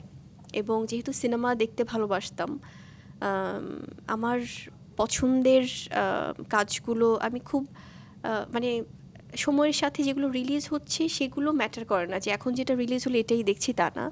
অনেক পুরনো সিনেমাও দেখেছি। তো সিনেমা দেখা যেমন একটা শেখা, এবং নিজের মতো করে আসলে গ্রুমিং করে করে আস্তে আস্তে করে আমি কিন্তু ডে বাই ডে কাজ শিখেছি। অবশ্যই অবশ্যই। অভিনয়টা স্পেশালি যদি আমি বলি, এবং আপনাকে যেটা আমি দেখেছি আপনার ক্যারিয়ার গ্রাফটা, যে আপনি শাকিব খানের সাথে 12টি ছবি করেছেন এবং তারপরে আরও 9টি ছবি করেছেন। শাকিব খানের সাথে যখন ছবি করার পরে অন্যদের ছবি করলেন, তখন অনেকে বলছিল যে না, বুবলি তো আর কাজ পাবে না কিংবা আর তো সফল হবে না। তারপরে প্রহেলিকা হলো, দেয়ালের দেশ হলো এবং জঙ্গলির মতো ব্যবসা সফল ছবি হলো। তো এই সাফল্যগুলোকে আপনি কিভাবে ব্যাখ্যা করতে চান, যারা বলেছিল যে শাকিব খান ছাড়া বুবলি ব্যর্থ? ওই যে কিছু কিছু বিষয় তো থাকবেই ভাইয়া, কিছু পজিটিভ বিষয়ের পাশাপাশি নেগেটিভিটিও থাকবে। এই কথাগুলো আমাকে আরও বেশি আসলে চ্যালেঞ্জের মুখোমুখি করেছিল। এবং যারা এই ধরনের গঠনমূলক সমালোচনা করেন, আমি অবশ্যই তাদেরকে রেসপেক্ট করি, কিন্তু হয় কি অনেক সময় এই ব্যাপারগুলো আমাদের জন্য একটা এক্সট্রা প্রেশারও হয়। কারণ আমি আমার এই কাজের সাফল্য, আপনি যেটা বলছেন যে শাকিব খানের বাইরে এসে যখন আমি কাজ করছি, তখনও তো আমার জন্য অনেক বড় স্ট্রাগল ছিল। একদম। প্রথমত যখন আমি ওনার সাথে কাজ স্টার্ট করি, সেটা তো ডেফিনেটলি একটা বড় স্ট্রাগল, কারণ আমার পারিবারিক একটা স্ট্রাগল ছিল, তারা কেউ চায়নি। এবং শাকিব খান উনি নিজেও জানেন যে তখন সিনেমার যিনি ডিরেক্টর প্রডিউসার, তাদের বিরুদ্ধে মামলা পর্যন্ত করার, কারণ হয় কি তারা ভেবেছে তাদের ছোট মেয়ে কেন ভুলায় ভালায় তাকে নিয়ে যাচ্ছে, এক্স্যাক্টলি কেন ওই ধরনের সিনেমাই করবে। এবং আমি তখন প্রাইম টাইম নিউজ পড়ি ভাইয়া, এত ভালো একটা বড় একটা চ্যানেলে, প্রাইভেট চ্যানেলে প্রাইম টাইম নিউজ পড়ছি, এবং প্রত্যেকটা মানুষ আমাকে এত স্নেহ করতেন চ্যানেলের। বাংলা ভিশনের কাছে কি ফ্যামিলি গিয়েছিল রিকোয়েস্ট করতে যে আমার মেয়েকে বাঁচান? আরে ভাইয়া, তখন যে কত কিছু হলো, কত কিছুর ভেতর দিয়ে গেলাম। সো বাংলা ভিশনে যখন আমি সেই সময় প্রাইম টাইম নিউজ পড়ছি, সব আমাদের সিনিয়র সব যারা বাঘা বাঘা মানে সংবাদ পাঠিকা, সংবাদ পাঠক, সবার সাথে, সো প্রত্যেকে এত ভালোবাসতেন আমাকে, এবং যারা আমাদের হেড অফ নিউজ ছিলেন। তো ওই ধরনের, এবং পাশাপাশি আমার পড়ালেখা চলছে। তো তখন যখন প্রথম সিনেমা আমার স্টার্ট হলো, যখন তারা, এটা অনেকবারই বেশ কিছু জায়গায় বলা হয়েছে, যখন গল্প নিয়ে যোগাযোগ করলেন আমাদের ডিরেক্টর এবং আমাদের পুরো টিম, বসগিরি সিনেমার আগে তো আসলে আমার প্রিয়ারে সিনেমাটা দিয়ে পুরোটা প্ল্যানিং ছিল, ডেবিউ করার কথা ছিল, এবং that was such a beautiful story, মানে খুবই একটা লাভ স্টোরি ছিল, এবং খুব মানে ওই গল্পের জন্য তারা নতুন ফেসই চাচ্ছিলেন। তো পরে পুরো টিম সহ যখন কথা বললেন, যোগাযোগ করলেন, দেন হচ্ছে যে আমি ফ্যামিলিতে কিভাবে বলবো কি অবস্থা, সেটা তো সম্ভব হচ্ছিল না। তো আলটিমেটলি যখন তারা জানলেন, স্ট্রেট বললেন যে এটা করা যাবে না, তুমি সিনেমাতে আমরা চাই না। কারণ হয় কি, বাবা মা বা ভাই বোন হিসেবে আমিও তাদেরকে ব্লেম করি না, কারণ যেহেতু একটা অস্থির একটা সময় আমরা শুনেছি, দেখেছি, তো তারা ভেবেছে না থাক, আমরা সেফ জোনে, আমাদের এত নেম ফেম দরকার নেই। এবং আমার বড় আপু যে গান করতেন, ও কিন্তু খুব প্রচার বিমুখ, মানে কখনোই সে প্রচারের পেছনে ছুটেনি। দাঁড়ান একটু দর্শকদের জানিয়ে নেই, আপনার বোন হচ্ছে নাজনীন মিমি। দর্শক, তিনি 500টির মতো গান করেছেন, প্লেব্যাক করেছেন চলচ্চিত্রে। তবে তিনি এত প্রচার বিমুখ কেন? প্রচণ্ড, আমি একজন শ্রোতা হিসেবে আমি আমার বোনের অনেক বড় ফ্যান, এত গড গিফটেড ওর ভয়েস, মাশাআল্লাহ ভাই। আপনারা তো যারা অবশ্যই আপনাদের অবশ্যই এবং প্রোগ্রাম আপনি যেখানে করেছে, বসে আছেন রাঙা সকালের অনুষ্ঠানে তিনি গান করেছিলেন এবং আমার এখনো ওই যে গানটা আছে না যে আমার সকল চিনতে পারে এমন আমির কই, এই গানটা এত একদমই। সুন্দর গেয়েছিলেন, আমার এখনো কানে লেগে আছে। সো মানে এত ভালো একজন শিল্পী, ওর জায়গাটা থেকে ও হয় কি, ও আমার মিমি আপু এবং সুইট আপু, ওরা হচ্ছে আমার বড় বোন। তো আমি বলি, একটু আগে বলছিলাম বড় ভাইয়ের মতো শাসন করেছে, ওরা হচ্ছে আমার মা, মানে ওরা ভাবে যে আমি ওদের সন্তান। তো এভাবে ওরা যখন আমাকে, ওরা চাচ্ছিল যে না আমরা চাই না, এবং আলটিমেটলি এগুলো নিয়ে অনেক কাহিনী হয়, সেটা আমাদের ডিরেক্টর, আমাদের হিরো, ওনারা সবাই জানেন। তো বাট আমি জাস্ট বলে, ওনারা দেন হচ্ছে ডিরেক্টর সহ সবাই এসে বাসায় কথা বললো যে একটা সিনেমাই করবে আর না। ঠিক আছে ফাইন, যেহেতু আমরা একটু কথা বলে ফেলেছি সব কিছু মিলিয়ে। তো ওভাবে স্টার্ট হলো ভাইয়া। অলমোস্ট অনেক মাস আপুরা খুব, আমার বাবা মা সহ সবাই খুব মনক্ষুণ্ণ ছিলেন।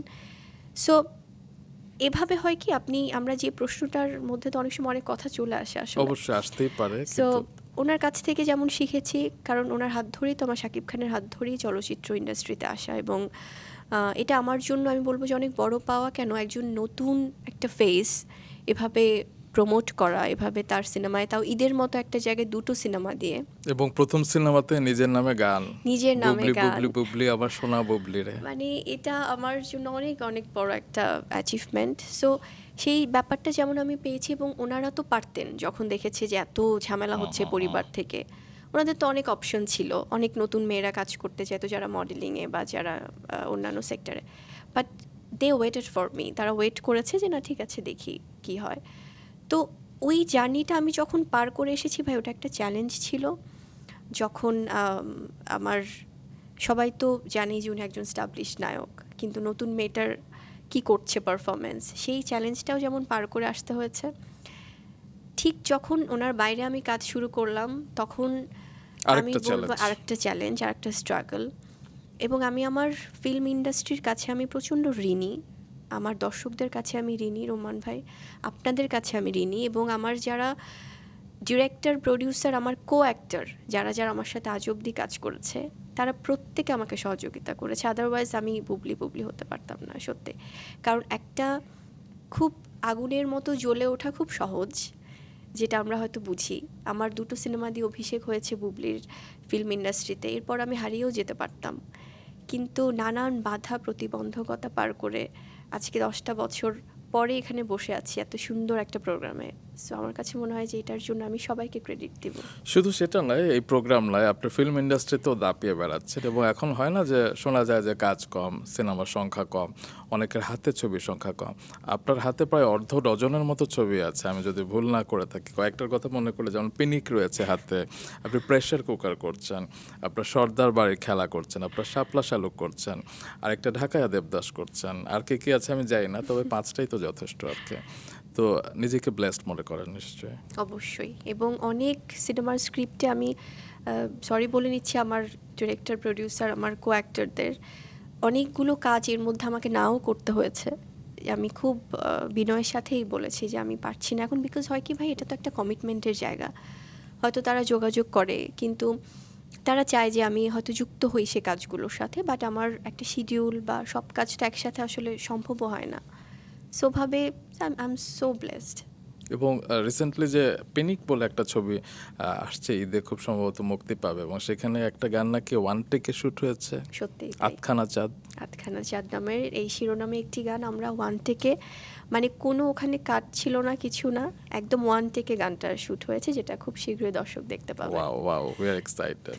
তো বুবলি, আপনি এত ভালো ভালো কাজ করেছেন, আপনি বসগিরের জন্য, যেটা আমি বলছিলাম যে মেরিল প্রথম আলো নবাগত অভিনয়শিল্পী পুরস্কার পেয়েছিলেন, কিন্তু তারপরে তো আরও অনেক ভালো কাজ করেছেন। যেমন আমি শুনেছিলাম যে মনের মতো মানুষ পাইলাম নার জন্য আপনাকে জাতীয় পুরস্কারের জন্য বিবেচনা করা হচ্ছিল আর কি, এরকম শোনা যাচ্ছিল, কিন্তু পরবর্তীতে হয় নাই। তারপর দেয়ালের দেশ নিয়ে অনেক কথা শোনা গিয়েছিল যে বুবলি অসাধারণ অভিনয় করেছে, কিন্তু শেষ পর্যন্ত সেরকম কোনো পুরস্কার আপনার হাতে আমি দেখিনি। আপনি কি হতাশ হন? হতাশ হই না ভাইয়া, বাট কিছু সময় হয় কি, সবচেয়ে বড় কথা দর্শকদের ভালোবাসা, আপনাদের ভালোবাসাই তো বড় পুরস্কার। কিন্তু যখন আমি মেরিল প্রথম আলো পুরস্কার পেয়েছিলাম একদম নবাগত চলচ্চিত্র অভিনয়শিল্পী হিসেবে, সেটা না আমাকে অনেক বেশি ইন্সপায়ার করেছিল।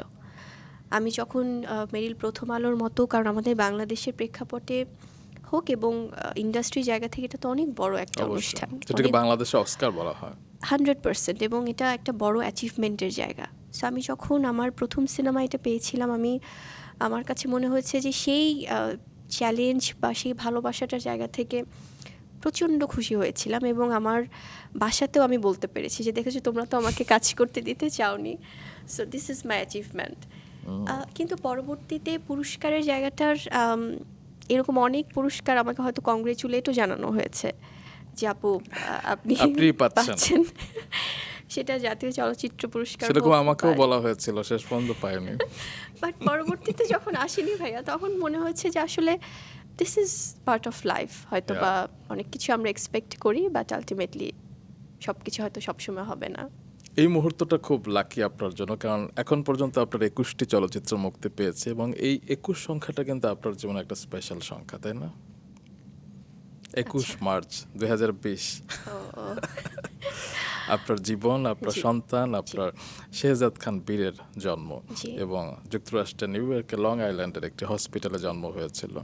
তো সেই সময় আপনাকে আমরা শুনেছিলাম যে আপনি সেখানে কোভিডের মধ্যে একা একা স্ট্রাগল করছিলেন, একটু সেই সময়ের গল্প মনে পড়ে?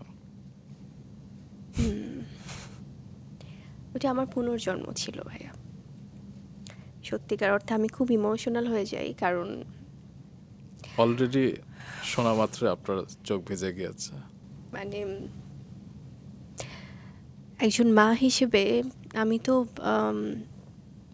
এক্সপিরিয়েন্সড না যে মায়ের যাত্রাটা, জার্নিটা কেমন হয়। সো যখন শেহজাদ আমার সাথে স্ট্রাগল করছিল, তখন প্রেগনেন্ট অবস্থায় তো আসলে আমেরিকাতে ছিলাম, তো আমরা তো জানতাম না যে কোভিডের এই সিচুয়েশনটা হবে। আই এম সরি, আসলে আমি বুবলি, মা তো সন্তানের কথা বলতে গিয়ে কাঁদতেই পারে, এটা দর্শক কিছু মনে করবে না, আপনি বলুন। তো হয় কি ভাই, আমি আমার মাকে সবচেয়ে বেশি ভালোবাসি পৃথিবীতে। বাবা মা দুজনকেই ভালোবাসি আমরা সবাই, কিন্তু আছে না যে আমার মায়ের জন্য আমার ফিলিংটা যেমন আলাদা, তেমনি আমার সন্তানের জন্য আম্মু সবসময় একটা কথা বলতো আমাদেরকে, যখন ছোটোবেলা থেকে শাসন করতেন যে মা হলে বুঝবি কেমন লাগে।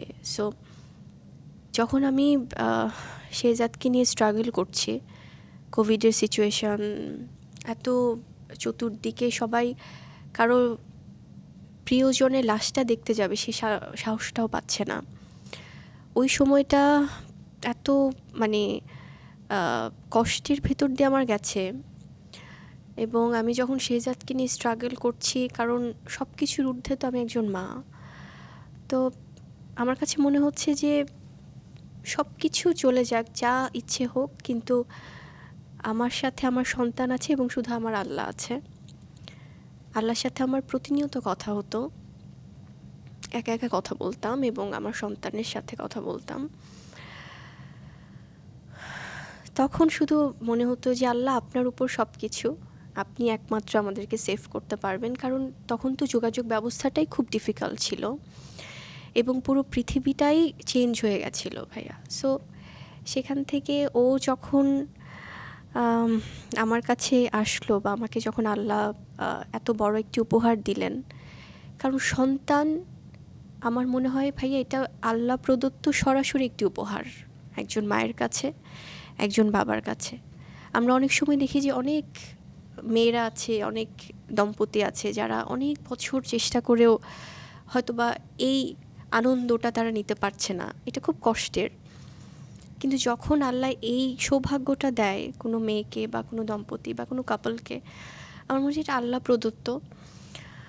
এবং ওই জার্নিটা ভাই আমি ভুলবো না। এবং তখন থেকে কিন্তু আমি খুব ছোট ছোট করে আমি জিনিসগুলো আমার মেমোরিতে আমি রেখেছিলাম, যেটা আমার সন্তানের জন্মদিনে আমি দিয়েছিলাম সেই 2020 সাল থেকে। কারণ আমার কাছে মনে হয়েছে যে আমার সন্তান যেন বড় হয়ে অ্যাটলিস্ট, আছে না আমাদের সবারই তো একটা জার্নি থাকে, আমরা তো অনেক গল্প করি সন্তানদের কাছে, সো ও যেন কিছু কিছু জিনিস হলেও মানে ও দেখে বা ও ফিল করে, সেটা কোনো কিছু প্রত্যাশা করে না, শুধুমাত্র এটা সন্তানের প্রতি মায়ের হয়তো একটা গল্প।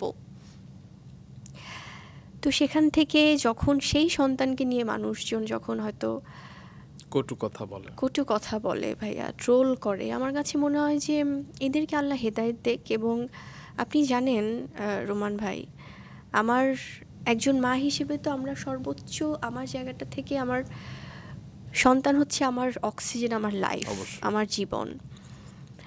আম, ওকে আমি কি ড্রেস, মানে কিছুদিন আগেও যখন আমরা আমেরিকাতে গিয়েছিলাম, আসলে কথা প্রসঙ্গে এসে পড়ে অনেক সময় যে কারণ ও যেহেতু মানে আমেরিকান সিটিজেন, তো সেখানে ওকে আমি নিয়ে ঘুরতে গিয়েছি, ওর বাবাও ছিলেন, এবং সেখানে আমাদের অনেক দারুণ কিছু মেমোরিজ আছে। তা আমরা একসাথে ছবি তুলেছি, সেই ছবি নিয়েও বলছে যে ও যে হসপিটালে হয়েছে, এবার গিয়ে কেউ সেই হসপিটাল সেই দেখেছে? হসপিটাল দেখিয়েছি, ওকে নিয়ে গিয়েছি। এবং হয় কি, আমি কথা প্রসঙ্গে কেন আসে ভাইয়া, ওকে আমি সবসময় একটু লুজ প্যাটার্নের ড্রেস পরাই। আচ্ছা। কারণ মাশাল্লাহ আমার বাচ্চা তো 5 ইয়ার্স ওল্ড, কিন্তু ওর মাশাল্লাহ ওর বয়সের অনুযায়ী ওর গ্রোথ মানে মাশাআল্লাহ। মাশাল্লাহ। তো সেখান থেকে ওর এজের কোনো ড্রেস ওর হয় না। তো মায়েরা কি করে যে একটু বড় সাইজের ড্রেস, যেটা আমি আগে বুঝতাম না, তা আম্মু আমাকে বলে বলে বলে যে তুমি 5 ইয়ার্সের ড্রেস তোর হবে না। সো ওকে হয়তো আমি লুজ প্যাটার্ন বা কোথাও ঘুরতে নিয়ে গেলে আমি চাচ্ছি ওকে নিশ্চয়ই সুটেড বুটেড করে আমি নিয়ে যাব না, যখন ট্রাভেল করছি লুজ প্যাটার্নের ড্রেস পরাচ্ছি। এটা কেন পরানো হলো, উনি কি তাহলে, হ্যাঁ ডেফিনেটলি একজন মা হিসেবে আমি চাইবো আমার বাচ্চার জন্য, আমি নিশ্চয়ই অপচয়কারী না ভাইয়া। অবশ্যই। ওই ড্রেসটা আমি যেটা ভালোবেসে পছন্দ করে কিনছি, সেটার জন্য আমি আরও কিছুদিন পরাতে পারি। আমি একজন একদম সাধারণ মা হিসেবে আমি এটা ভাববো। আমরাও তো তাই করি। সো সেখানে এটা আমাকে কে কি বললো ভাইয়া, এটা আমার জন্য কোনো কিছু ম্যাটার করে না। আমি আমার সন্তানের ভালোটা সবার আগে দেখব। ওকে আমি রোদে কোথাও ঘুরতে নিয়ে গেলাম, যেটা আমরা ফ্লোরিডাতে প্রচণ্ড রোদ ছিল, খুব হট ওয়েদার ছিল, সেখানে ওকে আমি লুজ ফিটিং ড্রেস পরিয়েছি। বা বাংলাদেশেও কোথাও ঘুরতে নিয়ে গেলে আমি চাই যে ওর যেন কমফোর্টেবল থাকে। ওটা নিয়েও কথা হয়, ওটা নিয়েও অনেক সময় অনেকে খুব অন্যরকম উক্তি দেয়। এবং আমার বেবি হোক বা মানে সেই জায়গাটা থেকে আমাকে নিয়ে অনেক সময় অনেকে বলছে যে উনি তো এক ড্রেস হয়তো বা রিপিট করছে অনেকবার, অনেক সময় অনেকবার উনি। সো আমি যে জিনিসটা, আমি যে ড্রেসটা পছন্দ করে কিনছি, সেটা আমি 10 বার পরবো ভাইয়া। ইচ্ছা, এটা আপনার আমার ইচ্ছা, এটা তো আমার কাউকে জবাবদিহি করতে, বা আমি কেনই বা বলবো। আমি নিশ্চয়ই প্রতিদিন আমি সেই মানে প্রতিদিন ড্রেস কিনে কিনে আমি ওই টাকাটা কখনোই, আমি বরং চাইবো আমি ওই টাকাটা আমার সন্তানের জন্য খরচ করতে। আমি একটা ড্রেস দরকার হলে আমি 100 বার পরবো, সেটা আমার চয়েস। যেমন আলিয়া ভাট তার প্রথম ন্যাশনাল অ্যাওয়ার্ড রিসিভ করতে গিয়েছে তার বিয়ের শাড়ি পরে, সো একাধিকবার সে পরছে। এটা নিয়েও ভাইয়া ট্রোলিং হয়, অনেক সময় অনেকে কথা বলে। আবার মানে দেখা যাচ্ছে যে আমি রেড পরেছি, অন্য কেউ, অনেকে হয়তো লাল পরেছে, উনি কপি করেছে। আমি ব্লু ড্রেস পরেছি। এখন কপি যদি আসে, তাহলে তো আমি, অনেকে আছে ভাইয়া যে যারা আওয়ামী লীগের সময় আওয়ামী লীগ হচ্ছে, বিএনপির সময় বিএনপি হচ্ছে, জামায়াতের সময় আবার জামাত হয়ে যাচ্ছে। তাহলে তো আমি অন্যদের কপি করলে আমি ভাবতাম আমি এভাবে রাজনীতি করবো, এটা কপি করতে হবে আমাকে। আমি যদি আমার কাছে মনে হতো যে ফাইন আমি কপি করব, তাহলে আমি, অনেকে একবার মুসলিম হচ্ছে, একবার হিন্দু হচ্ছে, আবার মুসলিম হচ্ছে, আবার বৌদ্ধ হচ্ছে, মানে এটা কপি করব। বাট ড্রেস আমরা সেলিব্রিটিরা ভাইয়া, এটা হয় কি ডিজাইনারদের উপর ডিপেন্ড করে অনেক সময়, যে উনি কোন ড্রেস পরবে, এটা তারা ডিসাইড করে। দেশের বাইরে অনেক আর্টিস্টদের সাথে অনেক আর্টিস্টের ড্রেস মিলে যায়। So it's not a big deal, এটা তো আমাদের দেখারও সময় নেই। সেটা হতেই পারে। এবং ওখান থেকে আমি কেন হয় কথা প্রসঙ্গে চলে গেছে, সো সন্তান যখন, এরা হয় কি এই বিষয়গুলো নিয়ে ট্রোল করতে করতে সন্তানের দিকেও চলে আসে, যে তার মানে এটা টেকেন ফর গ্রান্টেড, ওনাকে যে কোনো কিছু নিয়েই আসলে অ্যাটাক করা যাবে। সো আমার মনে হয় ইটস ভেরি আনফর্চুনেট। আচ্ছা, বীর কি এখন আমেরিকাতে পড়ে? না, ও এটা নিয়েও কিন্তু একটা স্পেকুলেশন আছে যে না না না, তাকে আপনি সেখানে ভর্তি করাতে নিয়ে গেছেন। না, ও অবশ্যই আমার সাথে এখানে, আমাদের এখানেই আছে, আইএসডিতেই পড়ছে। এবং দেশের বাইরের যে ব্যাপারটা, ওর বাবা এবং ফ্যামিলি থেকেই যাচ্ছে না, সবাই চাচ্ছে যে ফ্যামিলি এনভায়রনমেন্টে থাকুক, ফ্যামিলি কালচারের সাথে ইউজ টু হোক, ছোটবেলা থেকেই যেন ফরেনার না হয়ে যায়, যেন বাঙালি আনা সে ব্যাপারটা থাকে। কিন্তু ছোটবেলা থেকেই নাকি আমি শুনেছি বাবার মতো সুন্দর করে নাচে বাসায়। হ্যাঁ, এটা নিয়েও খুব মানে খুব মজা করে ওর বাবা এবং সবাই, যে সে কোনো গান দেখলে বা কোনো কিছু হলে গুনগুন করে সে গাইবেও, আবার যতটুকু পারে আর কি, আবার একটু ডান্স করে নিজের মতো করে। তো বোঝে না যে খুব বাবা অনেক বড় সুপারস্টার বা মা কাজ করছে, নিজের মতো করেই খুব এনজয় করে। হয় না যে মা বাবা হলে কিছু দুশ্চিন্তা অটোমেটিক্যালি চলে আসে, অনেক কিছুই মনে হয় যে আমি যদি না থাকি আমার সন্তানকে কে দেখবে। তো বীরকে নিয়ে নিশ্চয়ই অনেক দুশ্চিন্তা হয় অনেক আপনার। অনেক সত্যিকার অর্থে এটাই মনে হয় যে আমি এই জন্য আল্লাহর কাছে সবসময় চাই যে আল্লাহ আমাকে আমার হায়াতটা আমার যতদিন আছে সেটা তো আল্লাহ জানেন কতদিন আমি বাঁচবো, তবে যেন আমার সন্তান সেই বুঝটা সেই বোধটা আসা পর্যন্ত যেন আমি বেঁচে থাকি, সুস্থ থাকি। কারণ আমার কাছে আমার সন্তান যেমন সবচেয়ে ভালোবাসার, তেমনি আমার সন্তানের কাছেও আমি হচ্ছে পুরো পৃথিবী। আপনাকে এবার একটা সরাসরি প্রশ্ন করে, বলেন ভাইয়া। হোল্ড ইউর ব্রেথ, ওকে। আপনি কবে আবার বিয়ে করবেন? এটা অনেকের প্রশ্ন। আচ্ছা, আমি যেটা শুরুতেই বলছিলাম যে আমি তো আসলে আমার তো ডিভোর্স হয়নি, so আমার Okay. বিয়ে করার প্রশ্নই ওঠে না। আচ্ছা, সে কারণে অনেকে প্রশ্ন করে যে আপনার আসলে ডিভোর্স হয়েছে কি হয় নাই, কিংবা আমরা নিউজে দেখি যে জি। শাকিব খানের জন্য মেয়ে খোঁজা হচ্ছে, এরকম নিউজগুলো। তো সেই প্রেক্ষিতেই আসলে বলা হয় যে বুবলি কবে বিয়ে করছে আর কি। না, এটা সত্যিকার অর্থে ভাই এটা আসলে যার যার আমি বলবো নিজের একটা ব্যক্তি সিদ্ধান্ত কে কি করবে। কিন্তু আমার ম্যারিটাল স্ট্যাটাস যদি বলি, আমি আমার ডিভোর্স হয়নি এখনো, এবং হয়তো বা অনেকে বলতে পারে যে এক্ষেত্রে তো তাদের মধ্যে অনেক মনোমালিন্য হয়েছে বা অনেক প্রবলেম হয়েছে, আবার ঠিকও তো হয়েছে। সো সেখান থেকে একটা ম্যারিটাল স্ট্যাটাস কিন্তু কখনো ভাইয়া হয় আপনি ডিভোর্সড, না হলে ম্যারিড, না হলে সেপারেটেড, না হলে উইডো আমরা যেভাবে বলি, বা সেখানে কিন্তু অতীত কোনো অপশন থাকে না যে অতীত। সো এটা কোনো অপশন না, এটা হয়তো অনেক অভিমান থেকে অনেক সময় অনেক কথা হয়। তবে আমার প্রেজেন্ট সিচুয়েশন যদি বলি আমি, সো সেক্ষেত্রে আমাদের কখনো ডিভোর্স হয়নি, এবং সেই জায়গাটায় আসলে আমার মনে হয় যে এটা আসলে অনেকে হয়তো একটু দ্বিধাদ্বন্দ্বে থাকেন সে কারণে। তো সেই কিন্তু দ্বিধা, মিসআন্ডারস্ট্যান্ডিং তো সবার মধ্যেই হয়, আবার ঠিক হয়। সো সেই দ্বিধা চলে গেল, বুবলি আমাদেরকে পরিষ্কার করে দিলেন আপনার ম্যারিটাল স্ট্যাটাস এখন কিরকম আর কি। তবে এর প্রেক্ষিতে আর কি যে কথাগুলো আপনি বলছিলেন, সেই প্রেক্ষিতেই আর কি বলি, হয় না যে অনেক সময় দেখা যায় যে আপনারা দুজন পাল্টাপাল্টি একজন আরেকজনের নামে বলছেন, আবার পরবর্তীতে দেখা যাচ্ছে যে আপনি শাকিব খানকে নিয়ে অনেক পজিটিভ কথা বলছেন আর কি। তো তখন আর কি সবাই কনফিউজ হয়ে যায় যে আসলে কি চলছে তাদের ভিতরে। যেটা একটু আগে বললাম রোমান ভাই, যে এটা কিন্তু শুধুমাত্র হয়তো আমরা পাবলিক ফিগার বলে আমাদের অনেক বিষয় আসলে পত্রিকায় চলে আসে, টেলিভিশন প্রোগ্রামে চলে আসে, যেটা হয়তো বা মিডিয়ার বাইরে যারা আছেন তাদেরও কিন্তু দাম্পত্য জীবনে অনেক ধরনের মনোমালিন্য হয়। তো হয়তো বা আমরা পাবলিক ফিগার বলে এটা চলে আসে। তবে যেটা হয় কি আসলে সত্যিকার অর্থে আমার সবসময় মনে হয় আমি কখনোই কিন্তু কাউকে ছোট করে ভাইয়া আমার সজ্ঞানে বা যেটাই হোক, হয়তো বা অনেক সময় অনেক প্রশ্নের আমাকে উত্তর দিতে হয়েছে। আমি সবাইকে একটু অনুরোধ করব আপনার প্রোগ্রামের মাধ্যমে, অনেকে হয়তো বলতে পারে যে আপনি তো আপনার অনেক আবেগ শেয়ার করেছেন বা বলেছেন, সব কিছুই কিন্তু অপর পক্ষ থেকে আসার পরে আমাকে কিছু জিনিস ক্লিয়ার করতে হয়েছে। কিন্তু কখনোই আমি শাকিব খানকে তার অসম্মান হবে বা কখনোই তিনি কোথাও ছোট হবেন সে ধরনের কোনো কমিটমেন্ট বা সে ধরনের কোনো মন্তব্য আমার কোথাও করা হয়নি। আমি কিন্তু হয়তো বা আমি আমার স্ট্রাগলটা বলেছিলাম যে আমি আমার কোভিডে আমার কেমন গিয়েছে স্ট্রাগলটা, বা আমি হয়তো অনেক কিছু এক্সপেক্ট করেছি কিন্তু হয়তো সেটা হয়নি, বা ওই যে বলছিলাম যে হয়তো আপস অ্যান্ড ডাউনস থাকেই, বাট পরবর্তীতে হয়তো অনেক অনেক কিছু আবার ঠিক করেছে বা আমরা ঠিক হয়েছি, বা হয়তো এখন আমাদের খুব ভালো একটা টাইম যাচ্ছে, হয়তো কিছুদিন পর আবার প্রবলেম হতে পারে। সো এটা খুব it depends on the situation. So সেক্ষেত্রে আমার কাছে মনে হয় যে ওই যে পাল্টাপাল্টি যে ব্যাপারটা, কখনো আমি হয়তো তাকে আমি অসম্মান করে বলিনি, বাট সে তার জায়গা থেকে হয়তো অভিমান হোক বা যেটাই হোক সেটা উনিই ভালো বলতে পারবেন। যাই হোক, অবশেষে তারা সুখে শান্তিতে বসবাস করিতে লাগিল। চেষ্টা করছি ভাইয়া যে পজিটিভিটি নিয়ে এগোতে। এবং আরেকটি বিষয় কি আমাদের এটা আমি, কারণ আজকে অনেক কথার পরিপ্রেক্ষিতে অনেক কিছু শেয়ার বলেন না। হচ্ছে,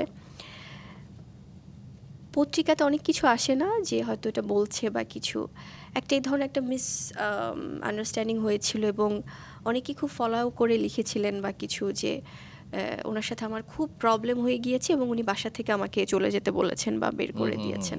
বের করে দিয়েছেন বুবলিকে। এক্স্যাক্টলি, মানে এই জিনিসটা না সম্পূর্ণ মিথ্যা ছিল। এবং যিনি, আমি বাংলাদেশ প্রতিদিনে এটা প্রথমে এসেছিল, আমি নাম করে উল্লেখ করেই বলছি, কারণ কি এখান থেকে এটা এত জনপ্রিয় একটি পত্রিকা ভাইয়া, এবং সবাই খুব বিচক্ষণতার সাথে কাজ করেন, যারা যারা সম্মানিত সাংবাদিকরা আছেন বা যারা সম্পাদক আছেন বা প্রত্যেকেই।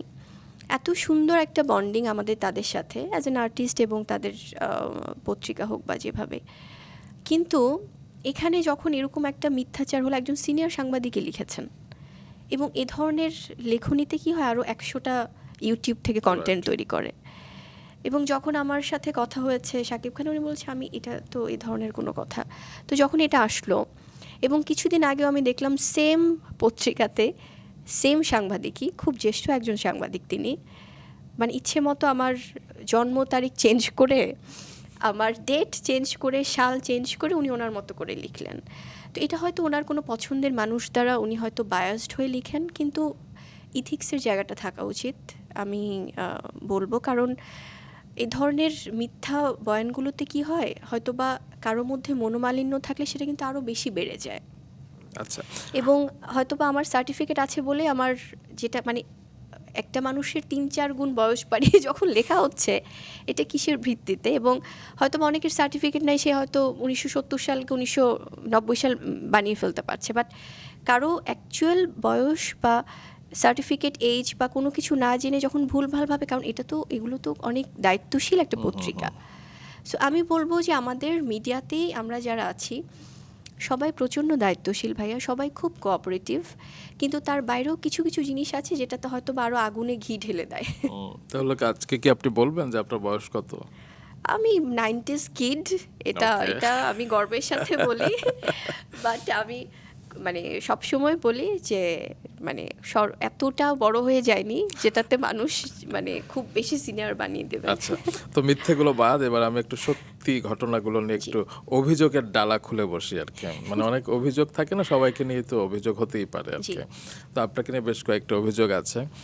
একটি হচ্ছে 27 সেপ্টেম্বর 2022, সেদিন হচ্ছে আবরাম খান জয়ের জন্মদিন, এবং সেদিনই আপনি আপনার বেবি বাম্পের ছবি প্রকাশ করেছিলেন, এবং তখন অনেকে এবং এখনো অনেকে বলে যে সেই দিনই কেন বুবলিকে এটি প্রকাশ করতে হবে, বলেন।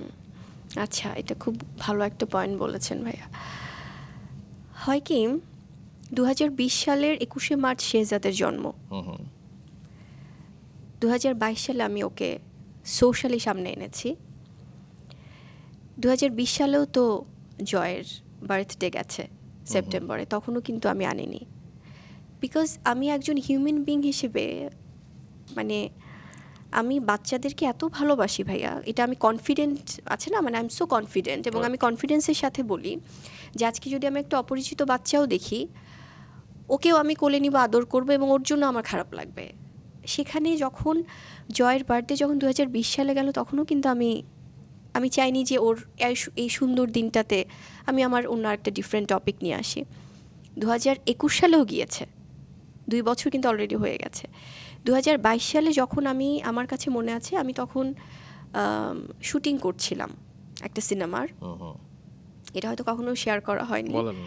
শুটিং করছিলাম, এটা দুপুরের দিকে ছিল, তো আমাদের সকালবেলা থেকেই তো কল টাইম ছিল, আমি শুটিং করছিলাম। তো তার আগে থেকেই কিছু পত্রিকাতে এরকম সংবাদ, বিভিন্ন ধরনের সংবাদ যাচ্ছিল আমার এই মানে ভালোবাসার সন্তান হোক, আমার বিয়ে হোক, আমার সব কিছু মিলে খুব কয়েকদিন ধরেই এটা যারা খেয়াল করবে, কারণ হুটহাট করে কমেন্ট করার থেকে আমি একটু অডিয়েন্সদেরকে বলবো বা যারাই এই জিনিসগুলোতে কনফিউজ থাকে তাদেরকে একটু সার্ভে করে নেওয়ার জন্য। তার কিছুদিন আগে থেকেই আমাকে খুব অ্যাটাক করে কিছু নিউজ করা হচ্ছিল। দেন তো আমি অ্যাভয়েড করে গিয়েছি ভাইয়া তার কিছুদিন আগে থেকে, যে এরকম নিউজ হচ্ছে আমি বুঝতে পারছিলাম না। এবং জার্নালিস্টরা, আমি বলবো যে ওনারা এত বেশি আমাদের কাছের ভাইয়া, কারণ তারাও তো আমাদের পরিবার, কিন্তু কেউ আমার সাথে কোনো বিষয়ে যোগাযোগ করছিলেন না, হয়তো বা আমি জানি না কেন। তো আলটিমেটলি তাদের মতো করে নিউজ যাচ্ছে, বা আমার যে একটা কমেন্ট দরকার, একটা নিউজে তো কখনো একপাক্ষিক হয় না, যদি কোনো একটা দুজন ভিত্তিক কোনো নিউজ হয়। তো আমার কাছে লিটারেলি আমি খুব আপসেট ছিলাম যে এরকম তো হওয়ার কথা না। তো এরকম করতে করতে যখন সেই দিনটা আমি সকাল থেকে শুটিং করছি, তো আমার কাছে অনেকগুলো ফোন কল আসছিল কেন যে আপু এরকম তো মানে আপনার তো আচ্ছা, কারণ কিছু কিছু মানুষ তো ভাই জানতেন আশেপাশে, কারণ আমি যখন প্রেগনেন্ট ছিলাম তখনও কিন্তু দায়িত্বের জায়গা থেকে আমি কাজ করেছি ওপেন ভাইয়া, আমি সিনেমার আমার কাজগুলোও শেষ করেছি, কারণ প্রেগনেন্সিতে কোনো অসুস্থতা না। Right right. এখানে যদি কেউ চাকরি করতে পারে, জবে যেতে পারে, অফিসে যেতে পারে, তাহলে আমরা আমাদের জায়গা থেকে যতটা সাবধানে থেকে কাজ করা যায় কমিটমেন্টের জায়গা, সেটা তো আমরা করতে পারি। তো আমি তখন ভাই কাজ করছিলাম এরকম, প্রেগনেন্সির সময় করেছি, সবাই দেখেছে জেনেছে, অনেকে নিউজও করেছে, কোনো কিছু কিন্তু আমি লুকোচুরি করিনি। তো সেদিনের বিষয়টা আমাকে কয়েকজন ফোন করে বলছে যে আপু আমরা তো বাবুর বিষয়টা জানি, তো বাবুকে নিয়ে তো খুব ডিফারেন্টভাবে সাকিব ভাইয়ের জায়গাটা থেকে মানে অন্যভাবে এই জিনিসটা প্রেজেন্ট করার প্ল্যানিং হচ্ছে, আজে বাজেভাবে ইয়ে করছে, সো এটা তো আপনি তো এটা নিয়ে একটা স্টেপ নেওয়া দরকার। তো আমি বা এটা নিয়ে আপনি তো অনেক দিন ওয়েট করেছেন, কারণ কিছু মানুষ তো ভাই জানতো আমি কবে আমেরিকাতে গিয়েছি, কবে হয়তোবা তারা প্রকাশ করেনি সম্মান করে যে এটা আমরা হয়তো জানাবো। তো যখন বলছে আমি বললাম যে মানে, তো আমি যখন শুটিংয়ে ভাইয়া তার আগে থেকে এই ধরনের নিউজ হচ্ছিল কিছু, দেন আমাকে যখন বলা হলো যে কারণ আমার সন্তান তো এই বিষয়টা তো ভাই আমি এতদিন ওয়েট করছি যে তার বাবা বলেছে উনি জানাবেন ওনার মতো করে, তো এই 2-2.5 বছর ওয়েট করে সবাই আবার বলছে যে তাহলে কেন 2 বছর 2.5 বছর পরে শাকিব খান, নো আমি তো 1 বছর আমেরিকাতেই ছিলাম বাবুর জন্মের পরে, তারপরে যখন এসেছি তখন তার বাবা দেখেছে, কথা বলেছে, কিন্তু সব কিছু তো আমাদের জবাব দেওয়ার কিছু নেই অডিয়েন্সকে। তারপরে যখন আমি জানলাম ভাইয়া যে এরকম, তখন আমার কাছে এত কষ্ট লেগেছে ভাইয়া, আমি বললাম যে, এবং আদার্স আরও কিছু স্টোরি আমার কানে আসছিল যেটা আমি হয়তো বা এখন বলতে চাচ্ছি না পাবলিকলি, যেটা খুবই পার্সোনাল, যেটা হয়তো বা একটা মানুষ কখন সেই ধরনের ডিসিশন নিতে পারে আসলে। তো যখন আমি শুটিংয়ে ভাই আমি শুনছি, আমি খুব আপসেট, দেন আমার শর্ট রেডি হচ্ছে, আমি যাচ্ছি, এসে আবার ই করছি, দেন কাজ করছি, আবার ফোন কল টেক্সট, আপু আপনি মানে নন স্টপ। তো পরে বললো যে, আমি বললাম যে তাই এটা তো হওয়ার কথা না, অ্যাটলিস্ট আমাকে নিয়ে বলছে, ভিন্ন ধরনের গল্প সাজাচ্ছে, মিথ্যা কথা বলছে, that's a different part, but আমার সন্তানকে যদি আলাদাভাবে ওই ধরনের কোনো কিছু জাজমেন্ট করা হয় বা বলা হয়, সেটা তো আমাকে ডেফিনেটলি একটা স্টেপ নিতে হবে। এবং আমি কিন্তু কোনো কিছুই বলিনি ভাই, আমি জাস্ট আমার একটা মেমোরি শেয়ার করে আমি ছবি দিয়েছি আমার, সেখানে প্রেগনেন্সির ছবিটাও কিন্তু মানে খুব এমন কোনো না যে খুব ফলাও করে কোনো কিছু, আমি জাস্ট আমার বলেছিলাম কি একটা স্ট্যাটাস দিয়ে যে আমার লাইফ মেমোরিজটা কি একটা লিখেছিলাম, তো দ্যাটস ইট। তো সেটা গেল, এবং সবাই বলে যে ওনার কি উনি বাচ্চার বার্থডের ছবি দেখে, ছবি তো দেওয়া হয়েছিল রাতে, জয়ের বার্থডের ছবি, জয়ের বার্থডের ছবি দেওয়া হয়েছিল রাতে, রাইট। এবং আমি দিয়েছিলাম সেটা দুপুরে, আমি কিন্তু কারো বার্থডের ছবি দেখে দেইনি, আমি দিয়েছিলাম যে সন্তান যদি ওনার দুজনই হয়, আমার সেই সাইকোলজি কাজ করেছিল ভাইয়া, যে আমি তো আমার সন্তানের প্রথম বার্থডেতেও কিন্তু জয়ের বার্থডেতে আমি আমার বাচ্চার ছবি দেইনি, সেকেন্ড বার্থডেতেও দেইনি, পরে যখন আমি 3 বছর ওর জন্মের 2-2.5 বছর পরে, আমার কষ্টটা মা হিসেবে হতেই পারে যে উনি ওনার 2 সন্তানকে ভালোবাসবে, সোশ্যালি তো ওর বিষয়টাও তো জানানো উচিত, সেটা কিন্তু আমার বাচ্চার ছবিও আমি দেইনি, আমি আমার সে আবেগটা হয়তো বা প্রকাশ করেছি, কারো কোনো কিছু প্ল্যান করে না কোনো কিছু, তাহলে তো আমি বাবু যখন 2020 সালে হয়েছে তখন সেই বছরই তো আমি দিতে পারতাম। সো এটা আসলে ভাই, এটা আমার মনে হয় মানুষের একটা মিসকনসেপশন, যে উনি ওটা একদম মায়ের জায়গাটা থেকে, আমি কিন্তু বাবুর ছবি দিয়েছি আরও 3 দিন পরে, 30 তারিখে, যেটা ওর বাবা আর আমরা একসাথেই শেয়ার করেছি। তো আপনি যেহেতু সন্তানদের অনেক মানে বাচ্চাদের অনেক পছন্দ করেন, কখনো কি জয়কে আদর করার সুযোগ পেয়েছেন? দেখা হয়েছে ভাই ওর বাবার বাসাতেই, 2 ভাই যখন একসাথে, জয়ও এসেছিল, বীরও গিয়েছে, তখন দেখা হয়েছে, এবং মানে এটা নিয়ে অনেকে ভাবে যে উনি হয়তো বা মানে কি বলেছে, একটা আছে না যে বাচ্চাকে নিয়ে নাকি আমি কি বলেছি, এটা যদি কেউ প্রমাণ দিতে পারে ভাইয়া, আজকে তো আমি হয়তো একটা কথা বলে ফেলতে পারি যে রুমান ভাই এই কথাটা বলেছে, বাট তার ভিত্তি কি, মানে এটা হয় কি ভাই পাবলিকের সিম্প্যাথি নেওয়ার জন্য, নেভার এভার আমি কখনো কোনো দিনও, এটা অনেক সময় অনেকে হয়তো বা অনেক ধরনের গল্পও সাজিয়েছে, কারণ পাবলিক সিম্প্যাথিটা হয় কি, এটা এভাবে মানুষজন সত্যতা না যাচাই করে একটা কিছু অনেক কিছু বলে দেয়া যায়, বাট আমার কথাটা হচ্ছে তোমরা বুবলির কথাটা শুনছো বা দেখছো, সেটা অবশ্যই যাচাই করে বা আর্কাইভ দেখে যে ঠিক আছে এটার পরে এটা হয়েছে। কোনো দিনও আমি জয় হোক বা যে কোনো বেবি হোক ভাইয়া, এটা আমার পক্ষে কোনো দিনও সম্ভব না যে কাউকে ডিফারেন্ট প্ল্যানিং করে কথা বলা বা ওকে বাচ্চাদেরকে ছোট করে করা, নেভার এভার। আচ্ছা, তো একটি বিষয় নিয়ে আবার অভিযোগের পাল্লাটা তুলে ধরতে চাই, কারণ অনেকেই বলেন যে হয় না যে আপনারা এখন অপু বিশ্বাসের নামটা চলেই আসে, কারণ বুবলি এবং অপু বিশ্বাস পাল্টাপাল্টি অনেক সময় স্ট্যাটাস দেয় আর কি। আপনি লিখলেন যে পরিবার জীবন যেখানে শুরু এবং যেখানে ভালোবাসার কোনো শেষ নেই, এবং তারপরে আবার অপু বিশ্বাসের আরেকটা পোস্ট চলে এলো, সেখানে লেখা হচ্ছে গিয়ে বাবার সাথে সন্তানের বন্ধন এটি এত প্রকাশ করার কিছু নেই, আসলে এটা চিরন্তন আর কি। তখন আবার অনেকে এসে প্রশ্ন করছে যে আপা এত দেরি করলেন কেন, কিংবা সেটি অন্যান্য সময় আপনার ক্ষেত্রেও হয়েছে আর কি, দেখা যাচ্ছে পাল্টাপাল্টি। এক্ষেত্রে অনেকের প্রশ্ন হচ্ছে গিয়ে যে সন্তানরা তো একসময় বড় হবে আর কি, তো সন্তানদের দিকে তাকিয়েও কি আপনারা একটু এখন নীরব থাকতে পারেন না? এটা আপনি যেটা বলছিলেন ভাই, আমি পোস্ট করেছি জীবন যেখানে সুন্দর, সাবজেক্টটাই আমরা দেই। তারপরে যখন এই যে পিঞ্চ দিয়ে যে বাবার সাথে সন্তানের এটা প্রমাণ করার কিছু নেই, মানে এটা কেন আসবে? তো আমার পক্ষ থেকে ভাই কখনোই পাল্টাপাল্টি এই জিনিসটা আসেনি। কেন?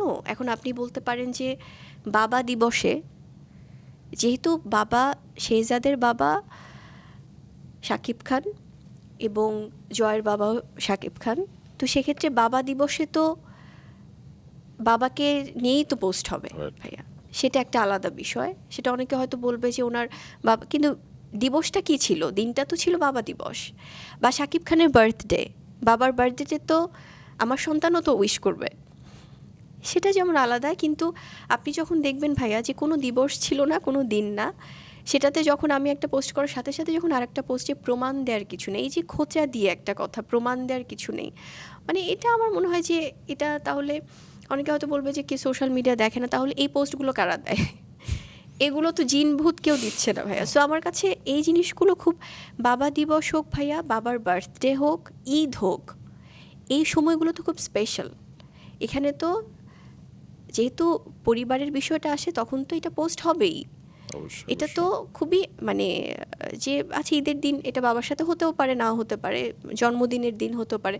এবং অনেকে আবার এটা নিয়ে ইয়ে করে যে তাহলে হয়তো জন্মদিনের দিন একদিন দেখা হয়েছে বা ঈদের দিন একদিন দেখা হয়েছে, আর ভাই প্রতিদিন বা মাসে কতদিন দেখা হচ্ছে এটা তো আমরা পোস্ট করে তো আমি জানাচ্ছি না। আরেকটি অভিযোগ বলি যে আপনি শাকিব খান অপু বিশ্বাসের ঘর ভেঙেছেন, এবং আপনি যেটা অনেক ইন্টারভিউতে বলেন যে আপনি জানতেনই না যে শাকিব খান অপু বিশ্বাস বিয়ে করেছে আর কি। তো এই প্রসঙ্গে আপনি কি বলবেন? কারণ অনেকে বলে যে শাকিব খান অপু বিশ্বাস বিয়ে করেছে, এটা জানবে না কেন? আচ্ছা, এটা যারা বলে তাদেরকে আমি বলবো যে তারা 2017-র আগে জানতো কিনা। কারণ আমি 2016 সালে ফিল্ম ইন্ডাস্ট্রিতে এসেছি, তখন আমি জানতাম যে যেহেতু শাকিব খান ম্যারিড ছিল, উনি নিজে জানতেন কিনা, মানে এটা আমার প্রশ্ন তো এটা চলে আসে ভাইয়া, বিকজ তখন তো আমি তাকে সিঙ্গেল দেখেছি এবং সে সেটাই বলেছে। এবং আশেপাশে সবাই 2016 সালে যারা বলে সারা পৃথিবী জানতো, মানে বাংলাদেশে সবাই জানতো, 2016 সালে কারা জানতো আমি জানি যে এটা কেউই জানতো না। কারণ আমি তো ফিল্ম ইন্ডাস্ট্রিতে আগে ছিলাম না ভাইয়া, বা আমার তো মডেলিং ক্যারিয়ার না, আমাদের নিউজের এটা নিয়ে কখনো এগুলো নিয়ে আলোচনাই হয়নি আমার সংবাদ উপস্থাপনার ক্যারিয়ারে। এবং আমার ফ্যামিলিতে কেউ চলচ্চিত্রে নেই যে অভিনয় করছে জানবে। সো দ্যাট ইজ 100% ট্রু যে 2016 সাল পর্যন্ত আমি যখন এসেছি তখন আমি জানি না, এবং পাবলিকলি কেউ জানতো কিনা আমি জানি না।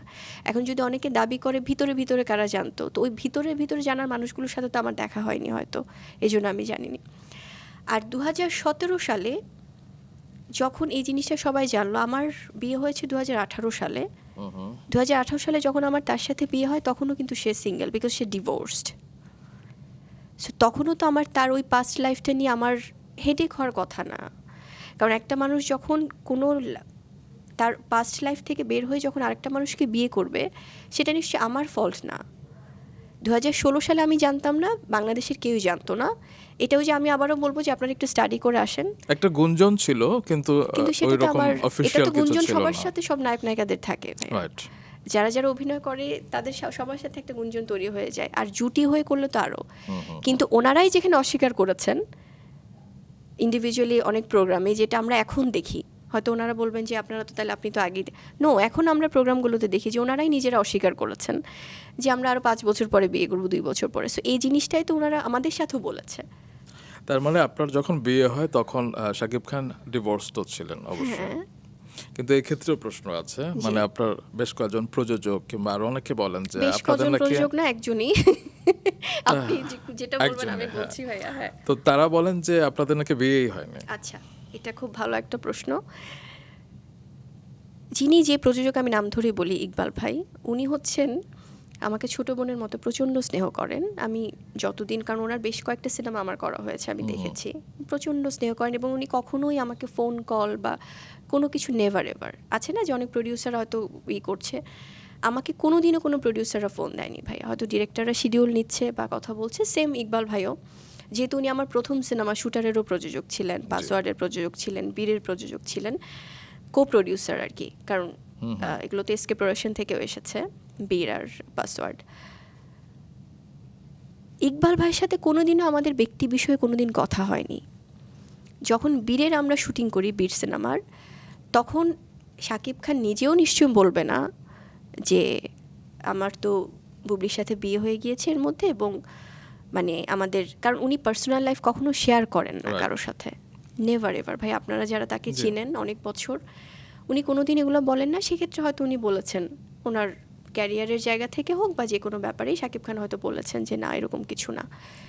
এবং ইকবাল ভাই আমাদের এত বড় একজন সুপারস্টার শাকিব খানকে নিয়ে কিন্তু অনেক সময় অনেক ধরনের অবান্তর কথা বলেন, হয়তো বা এটা ক্যামেরার মানে ফুটেজ নেওয়ার জন্য হোক বা উনি ওনার জায়গাটা থেকে হোক, কারণ উনি কিন্তু নিতান্তই, আমি তাকে দেখেছি খুব ভালো একজন মানুষ, ইকবাল ভাইকে আমি দেখেছি, বাট উনি হঠাৎ করে কেন এরকম হয়ে গেল। সো সেখান থেকে হয় কি, উনি অনেক ধরনের অবান্তর কথা বলে শাকিব খানকে নিয়ে, অনেক ধরনের উল্টাপাল্টা মানে স্টেটমেন্ট দেয়, যেটা কিনা কেউ কিন্তু মানে না, ওনাদের সাকিবিয়ানরা হোক বা সবাই জানে যে উনি ওনার মতো করে বলছে, এটার কোনো ভিত্তি নেই। কিন্তু ওই যে একটা গ্রুপ, উনি যখন এই কথা বলছে আমাদেরকে নিয়ে, আমাদের ব্যক্তি লাইফ নিয়ে, কারণ উনি তো জানেন না, সো এটারও তো কোনো ভিত্তি নেই, কিন্তু এটাকে তারা কোট করছেন একটা মহল, আবার অন্যগুলোকে, তাহলে ওনার কথা মানলে তো উনি এসকে শাকিব খানকে নিয়ে যা যা বলেছেন সবই মানতে হবে।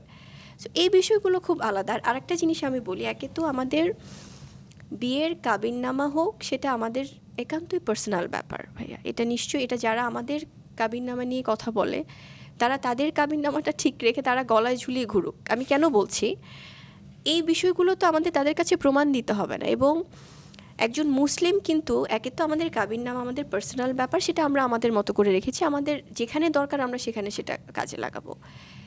আর তার থেকে বড় জিনিস, আমাদের তো হুজুর মানে কলমা পড়েও তো আমাদের বিয়ে হয়েছে, একজন মুসলিম আরেকজন মুসলিমের সাথে তো এভাবেও বিয়ে হয়, সো সেটাও তো হয়েছে। তো আমরা মানে প্রতিদিন যদি এগুলাই এখন প্রুফ দিতে থাকি, মানে খুব হাস্যকর আসলে।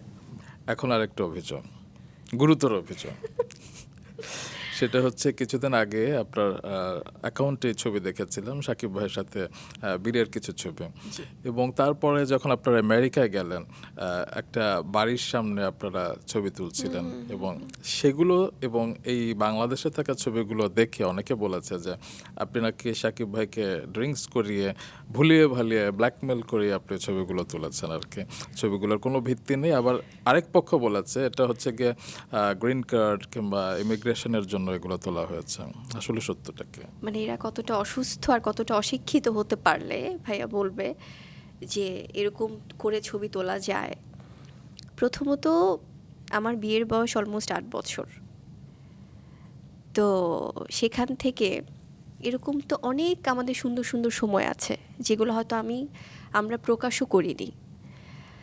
এবং সেখান থেকে যখন বাবার সাথে ছেলে ছবি তোলে, তখন হয়তো বা অনেক সিচুয়েশান থাকে যেটা কিনা ওরা হয়তো খুনসুটি করছে বা ঘুম থেকে আছে না একটা, হয়তো বা টাইমিংটা ওরকম বা একটা মজার কোনো স্মৃতি, তো সেখানে যখন এই ধরনের অবান্তর কথা জুড়ে দেয়, এটা আমার মনে হয় যে এটাতে এদের আমি বলবো সুস্থতা কামনা করি। এবং যারা বলছে ওই যে আরেকটা যেটা পেপারস ওয়ার্ক,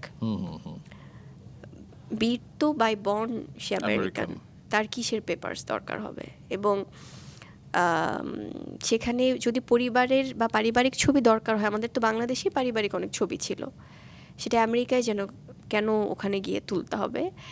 আর আরেকটা বিষয় হচ্ছে এটা একেবারেই না, সেটা আমরা ঘুরতে গিয়েছিলাম এবং অনেকে বলে গাড়ি নাকি কোথায় পার্ক করে আমরা কোন সাইডে, এটা রুজভেল্ট আইল্যান্ডের যারা ওখানে থাকে তারা জানে, মানে কি সিলি ব্যাপার নিয়ে কথা বলতে হচ্ছে।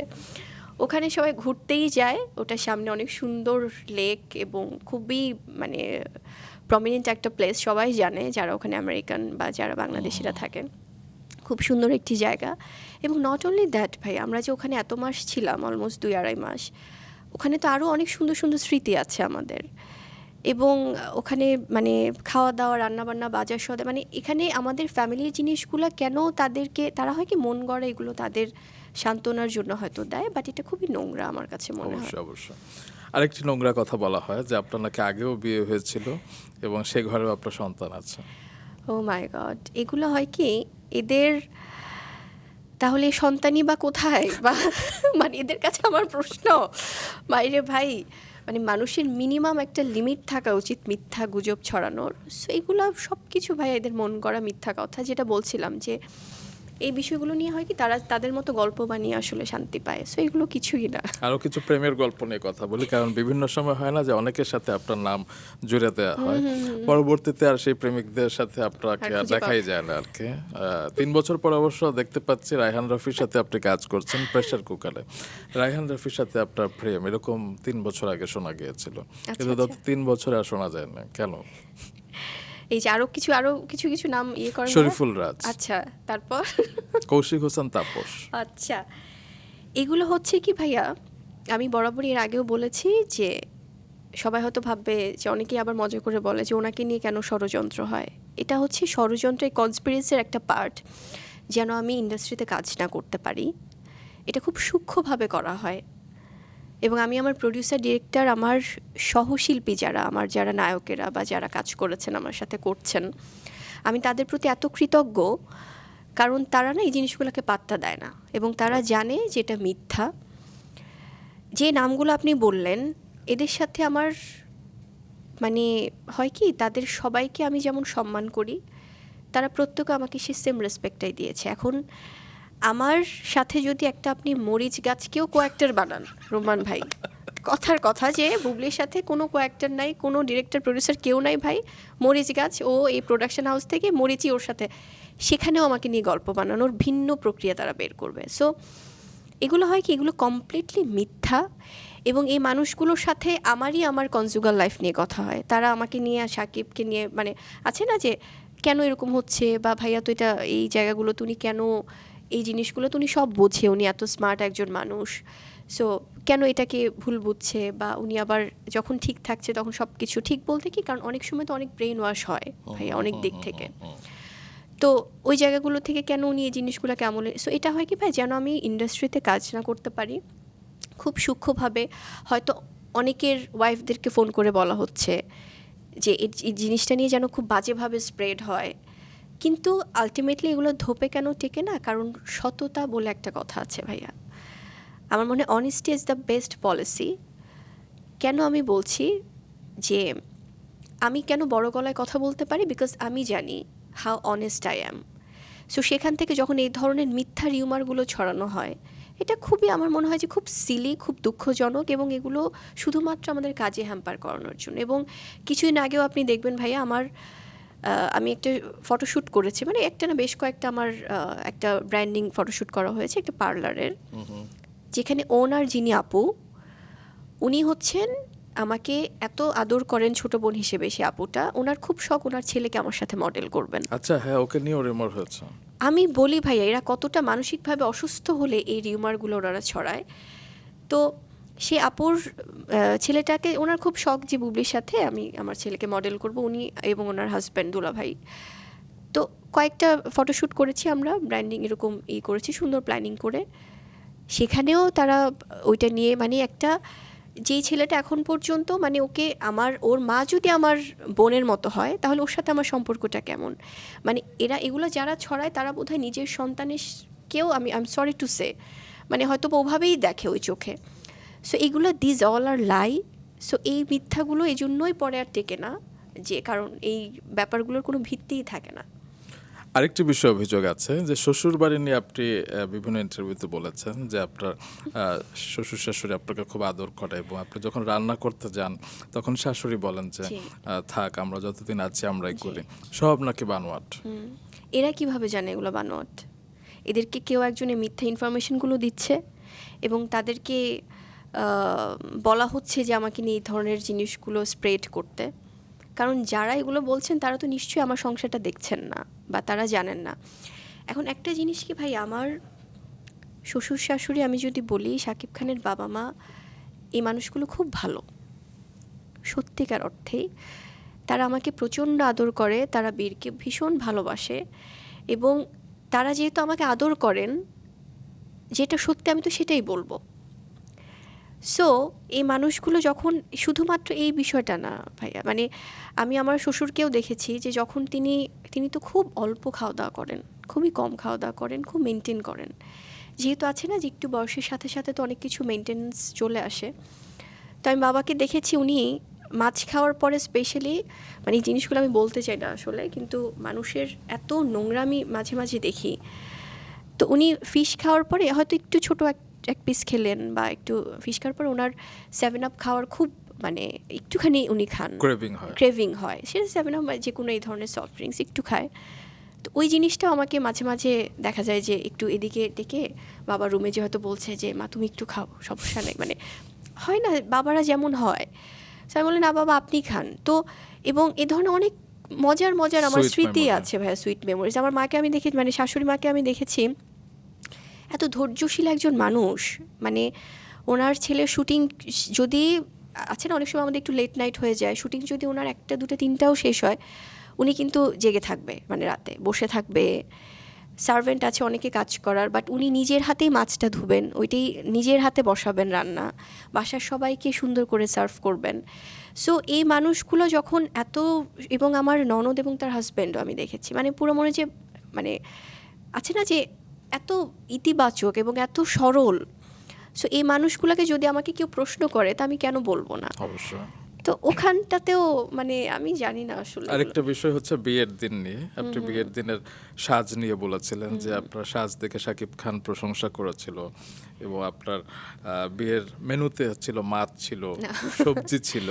যেহেতু ভাই আমাদের তো আর প্রোগ্রামটা অনেক বড় করে কোনো কিছু হয়নি, সো এটা অ্যাজ ইউজুয়াল ডের মতোই ছিল। এবং সেখানে উনি খেতে ভীষণ পছন্দ করেন, এটা তো মানে এর আগেও আমি বলেছি। সো হয় কি, আবার কথাও অনেক সময় অনেকে বলে যে আচ্ছা, মানে এই জিনিসগুলো হয়তো অনেক কিছু, সো আমি কবে কোন কোডটা কোন কথাটা বলেছি বা এই জিনিসগুলো আমি অনেক আগে থেকেই কিন্তু বলছি। খেতে ভালোবাসেন, এবং খাওয়ার জায়গাটা থেকে ওনার হয় কি, উনি যেমন রিচ ফুডও ভালোবাসে, তেমনি খুব সিম্পলি ওনার সালাদ, ভেজিটেবল, ফিশ এগুলো থাকতেই হয় খাওয়ার মেনুতে। সো এগুলো অ্যাজ ইউজুয়াল সেদিনও ছিল। এবং যেহেতু আমি খুব সিম্পল থাকতে পছন্দ করি, তো অনেকেই আবার আমার হয়তো বা আমি চলচ্চিত্রের নায়িকা হিসেবে খুব বেশি গ্ল্যামারাস না, খুব বেশি সুন্দর না, খুব বেশি ওরকম, কিন্তু এটাই আমার ভালোবাসার মানুষ এটাই পছন্দ করে। এজন্যই কিন্তু আমরা এতগুলো দিন একসাথে, আল্লাহ পাক রাখলে আমরা একসাথে, সব কিছু তো আল্লাহর উপর ডিপেন্ড করে ভাইয়া। হয়তো আরও অনেকটা সময় একসাথে আমরা থাকবো বা সারা জীবন থাকবো, আবার যদি কোনো প্রবলেম যে কোনো সময় হতে পারে, কিন্তু আমি কখনোই, আমি যে বুবলি যেটা, সেখানে আমি চেঞ্জ হতে চাই না। আচ্ছা, আমি একটু ক্রিয়েটিভ হয়ে যাই, মানে আপনারা শাকিব খান, অপু বিশ্বাস এবং বুবলি, এই 3টি নাম তো জনপ্রিয় নাম, এবং আপনারা অভিনয় শিল্পী হিসেবে নিজেদের জায়গায় প্রতিষ্ঠিত। আমরা বলিউডে দেখেছি না সিলসিলার মতো ছবি, যেমন অমিতাভ বচ্চন, রেখা এবং জয়া বচ্চন অভিনয় করেছে। এরকম যদি আপনাদেরকে কোনো ছবির অফার দেওয়া হয়, আপনার জায়গা থেকে আপনি করবেন কিনা? একজন প্রফেশনাল শিল্পী হিসেবে আমি অবশ্যই করব ভাইয়া, কারণ যেহেতু দিন শেষে আমি একজন চলচ্চিত্রের অভিনয় শিল্পী, সেক্ষেত্রে যদি স্ক্রিপ্টের জায়গা হোক, প্ল্যানিংয়ের জায়গা হোক, সব কিছুভাবে থাকে, ডেফিনেটলি করব। আর সেই জায়গাগুলোতেও যদি সব কিছু খুব পজিটিভ থাকে তাহলে। কারণ আপনি জীবনের সব ক্ষেত্রে পজিটিভিটিটাকে নিজের ভেতরে লালন করতে চান। এবং আরেকটি বিষয় আমার খুব ভালো লাগে যে আপনি ভবিষ্যতে কৃষক হতে চান। 100% রোমান ভাই, 100% ট্রাস্ট মি, আমি ভবিষ্যতে কৃষক হতে চাই, এবং আমি এটা অনেক আগেই বলেছি, এবং আমি চাই। একবার আমাকে বলছিলেন যে গরু, ছাগল কিংবা হাঁস মুরগি, ফল ফুল সব আপনার ভালো লাগে। সব ভালো লাগে, আমার প্রকৃতি ভীষণ ভালো লাগে, আমি চাই প্রকৃতির কাছে থাকতে, এবং কৃষিকাজ করে আমি আমার জীবনের অনেক বড় একটা সময় পার করতে চাই, কারণ এই মাটির গন্ধ, এই ভালোবাসার প্রকৃতি আমাকে খুব টানে। এবং একটা বিষয় কি রোমান ভাই, একটা জিনিস হচ্ছে ভাইয়া, সম্পর্ক এমন একটা জিনিস আমি যদি প্রকৃতি থেকে মানুষের দিকে আসি, এগুলো তো খুব ওতপ্রোতভাবে জড়িত। সম্পর্ক কিন্তু কখনোই জোর করে হয় না, নেভার এভার। একদম সেটা হাজব্যান্ড ওয়াইফ হোক, সেটা যে কোনো সম্পর্ক হোক, আপনি জোর করে কাউকে ধরেও রাখতে পারবেন না। এটা হচ্ছে কি খুব মনের বিষয়। তো তো অনেকে হয়তো বলে যে আপনি ঠিক আছে সব কিছু মানলাম, বাট এই জিনিসগুলো ভাই এখানে কেউ আমরা কাউকে জোর করিনি, সবাই স্বেচ্ছায়, প্রত্যেকটা মানুষ এখানে ম্যাচিওর। এবং আমার সাথে যদি হয় কি ভাই, হয়তো অনেক সময় অনেকের মধ্যে ভুল বোঝাবুঝি হয়, অনেক কিছু হয়, যখন আমরা অফিসিয়ালি যদি আমার কারোর সাথে আমি যদি না থাকি, সেটা সুন্দরভাবে অফিসিয়ালি হওয়া উচিত।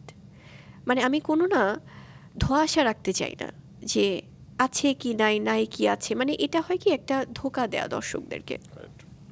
সো প্রকৃতি যেমন আমরা ভালোবাসি, তেমনি কিন্তু মানুষের জায়গাটাও, মানুষ কিন্তু প্রকৃতির সাথেও জড়িত। সো সেখান থেকে আমার মনে হয় যে সম্পর্কগুলো এমনই হওয়া উচিত যেটা খুব শান্তির, যেখানে যদি কখনো কোনো প্রবলেম কেউ ফিল করে, সেখান থেকে আমার মনে হয় যে কেউ যে কোনো একটা সিদ্ধান্ত নিতেই পারে, কিন্তু কোনো কাদা ছোড়াছুড়ি করে না, কোনো ভিকটিম প্লে করে না ভাইয়া। যে আমি একটা মানুষকে ব্লেম দিয়ে বছরকে বছর আমি একটা মানুষকেই দোষ দিয়ে দিয়ে দিয়ে আমি যাচ্ছি, ভিকটিম প্লে করছি। বাট কোন জায়গাটাতে সমস্যা সেটা আইডেন্টিফাই করা উচিত। একদম। তো আমরা একদম শেষের দিকে চলে এসেছি। এবার আমি কিছু প্রশ্ন করতে চাই, যেটা আপনি খুব সংক্ষেপে উত্তর দিতেই পারেন আর কি। রাজনীতিতে আসতে চান কখনো? না, কখনোই না। আমি যেহেতু চলচ্চিত্র শিল্পী, আমি বিশ্বাস করি যে কোনো সেক্টর থেকেই দেশের সেবা করা যায়, মানুষের সেবা করা যায়। সো রাজনীতি অনেক বড় একটি শব্দ, বড় একটি জায়গা। সো চাই না। ব্যবসা? এটা ডিপেন্ড করে ভাইয়া, বিকজ আমাদের অনেক um, আছে না, বয়োজ্যেষ্ঠরা হোক বা আমাদের আশেপাশে হোক, সবাই কিন্তু কোনো না কোনোভাবে বিজনেস করছে বা কোনো কিছুর সাথে জড়িত হচ্ছে। So it depends on the situation, যদি কখনো হয় হয়তো হবে। ক্যামেরার বাইরে শবনম বুবলি কতটা ভালনারেবল কিংবা কতটা একা? দিন শেষে আমরা সবাই একা, সবাইকে একা চলে যেতে হবে, একা এসেছি। তো সেই একাকিত্বটাকে মাঝে মাঝে খুব এনজয় করি, আবার মাঝে মাঝে মনে হয় যে আম, একা আসলে ওই সময়টা মানে পুরোটাই নিজের। তো একদম। এটা ফিল হয়। কখনো সুইসাইডের অ্যাটেম্প্ট নিয়েছেন? কোনোদিনও না, কখনোই না। আমার এই জিনিসগুলো কখনোই মাথায় আসে না। আমার মনে হয় যদি আমাকে কেউ ভুলও বোঝে, দিন শেষে হয়তো সেই জায়গাটা থেকে সেই একদিন ক্লিয়ার হয়ে যাবে। এখানে তো আপনার অশ্রুসিক্ত নয়ন আমি দেখেছি, তবে শেষ কবে কান্না করেছেন এখানে আসার আগে? এটা একান্তই নিজের মধ্যেই থাক। ওকে। আপনি কিসে বেশি ভয় পান, ব্যর্থতা নাকি সফলতা? কোনোটাই আমাকে খুব একটা এফেক্ট করে না, কারণ আমার কাছে মনে হয় সব কিছুই খুব সাময়িক। সফলতাও যেমন সাময়িক, যতদিন আমি কাজ করছি, ভালো কাজ দিতে পারবো ভাই, যে কোনো সেক্টরেই হোক, মানুষ আমাকে ভালোবাসবে, মনে রাখবে।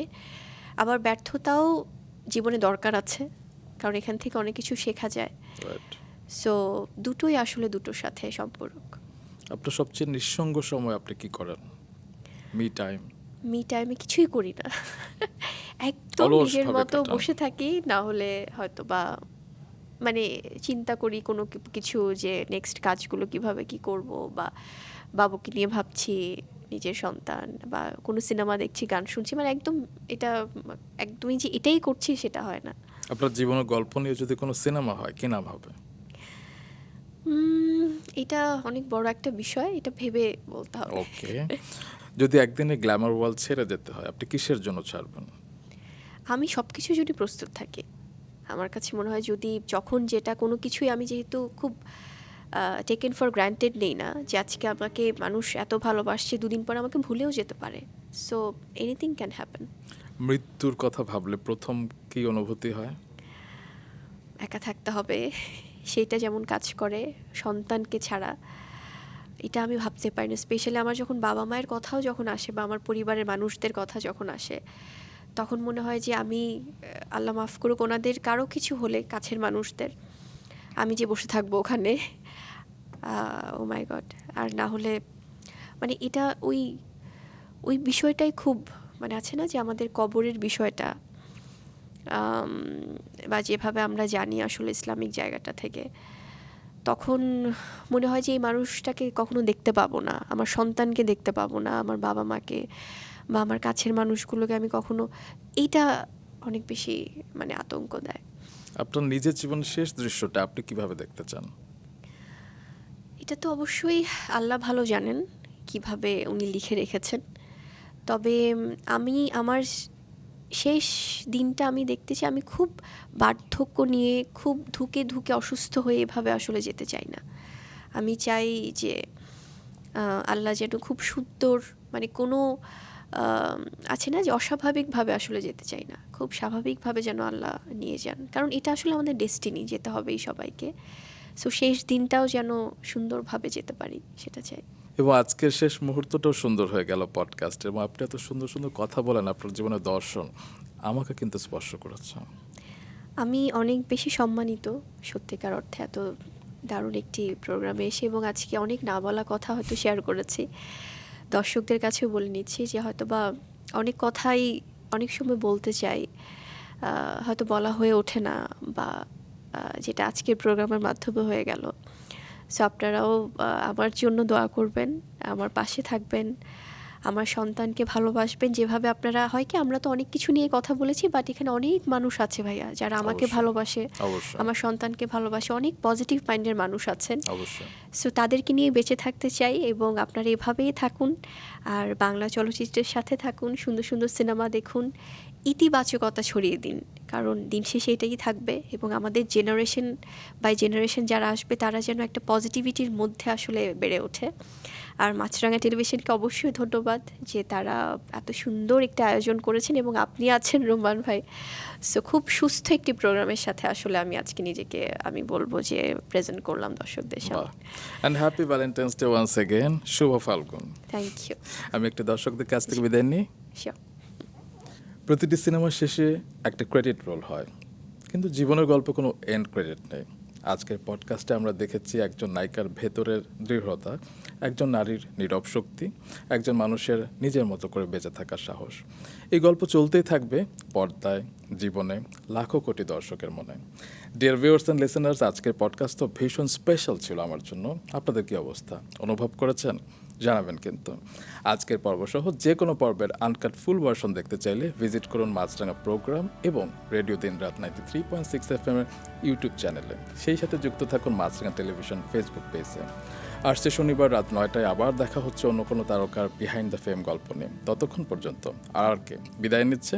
ভালো থাকুন, ভালোর সাথে থাকুন। শুভরাত্রি।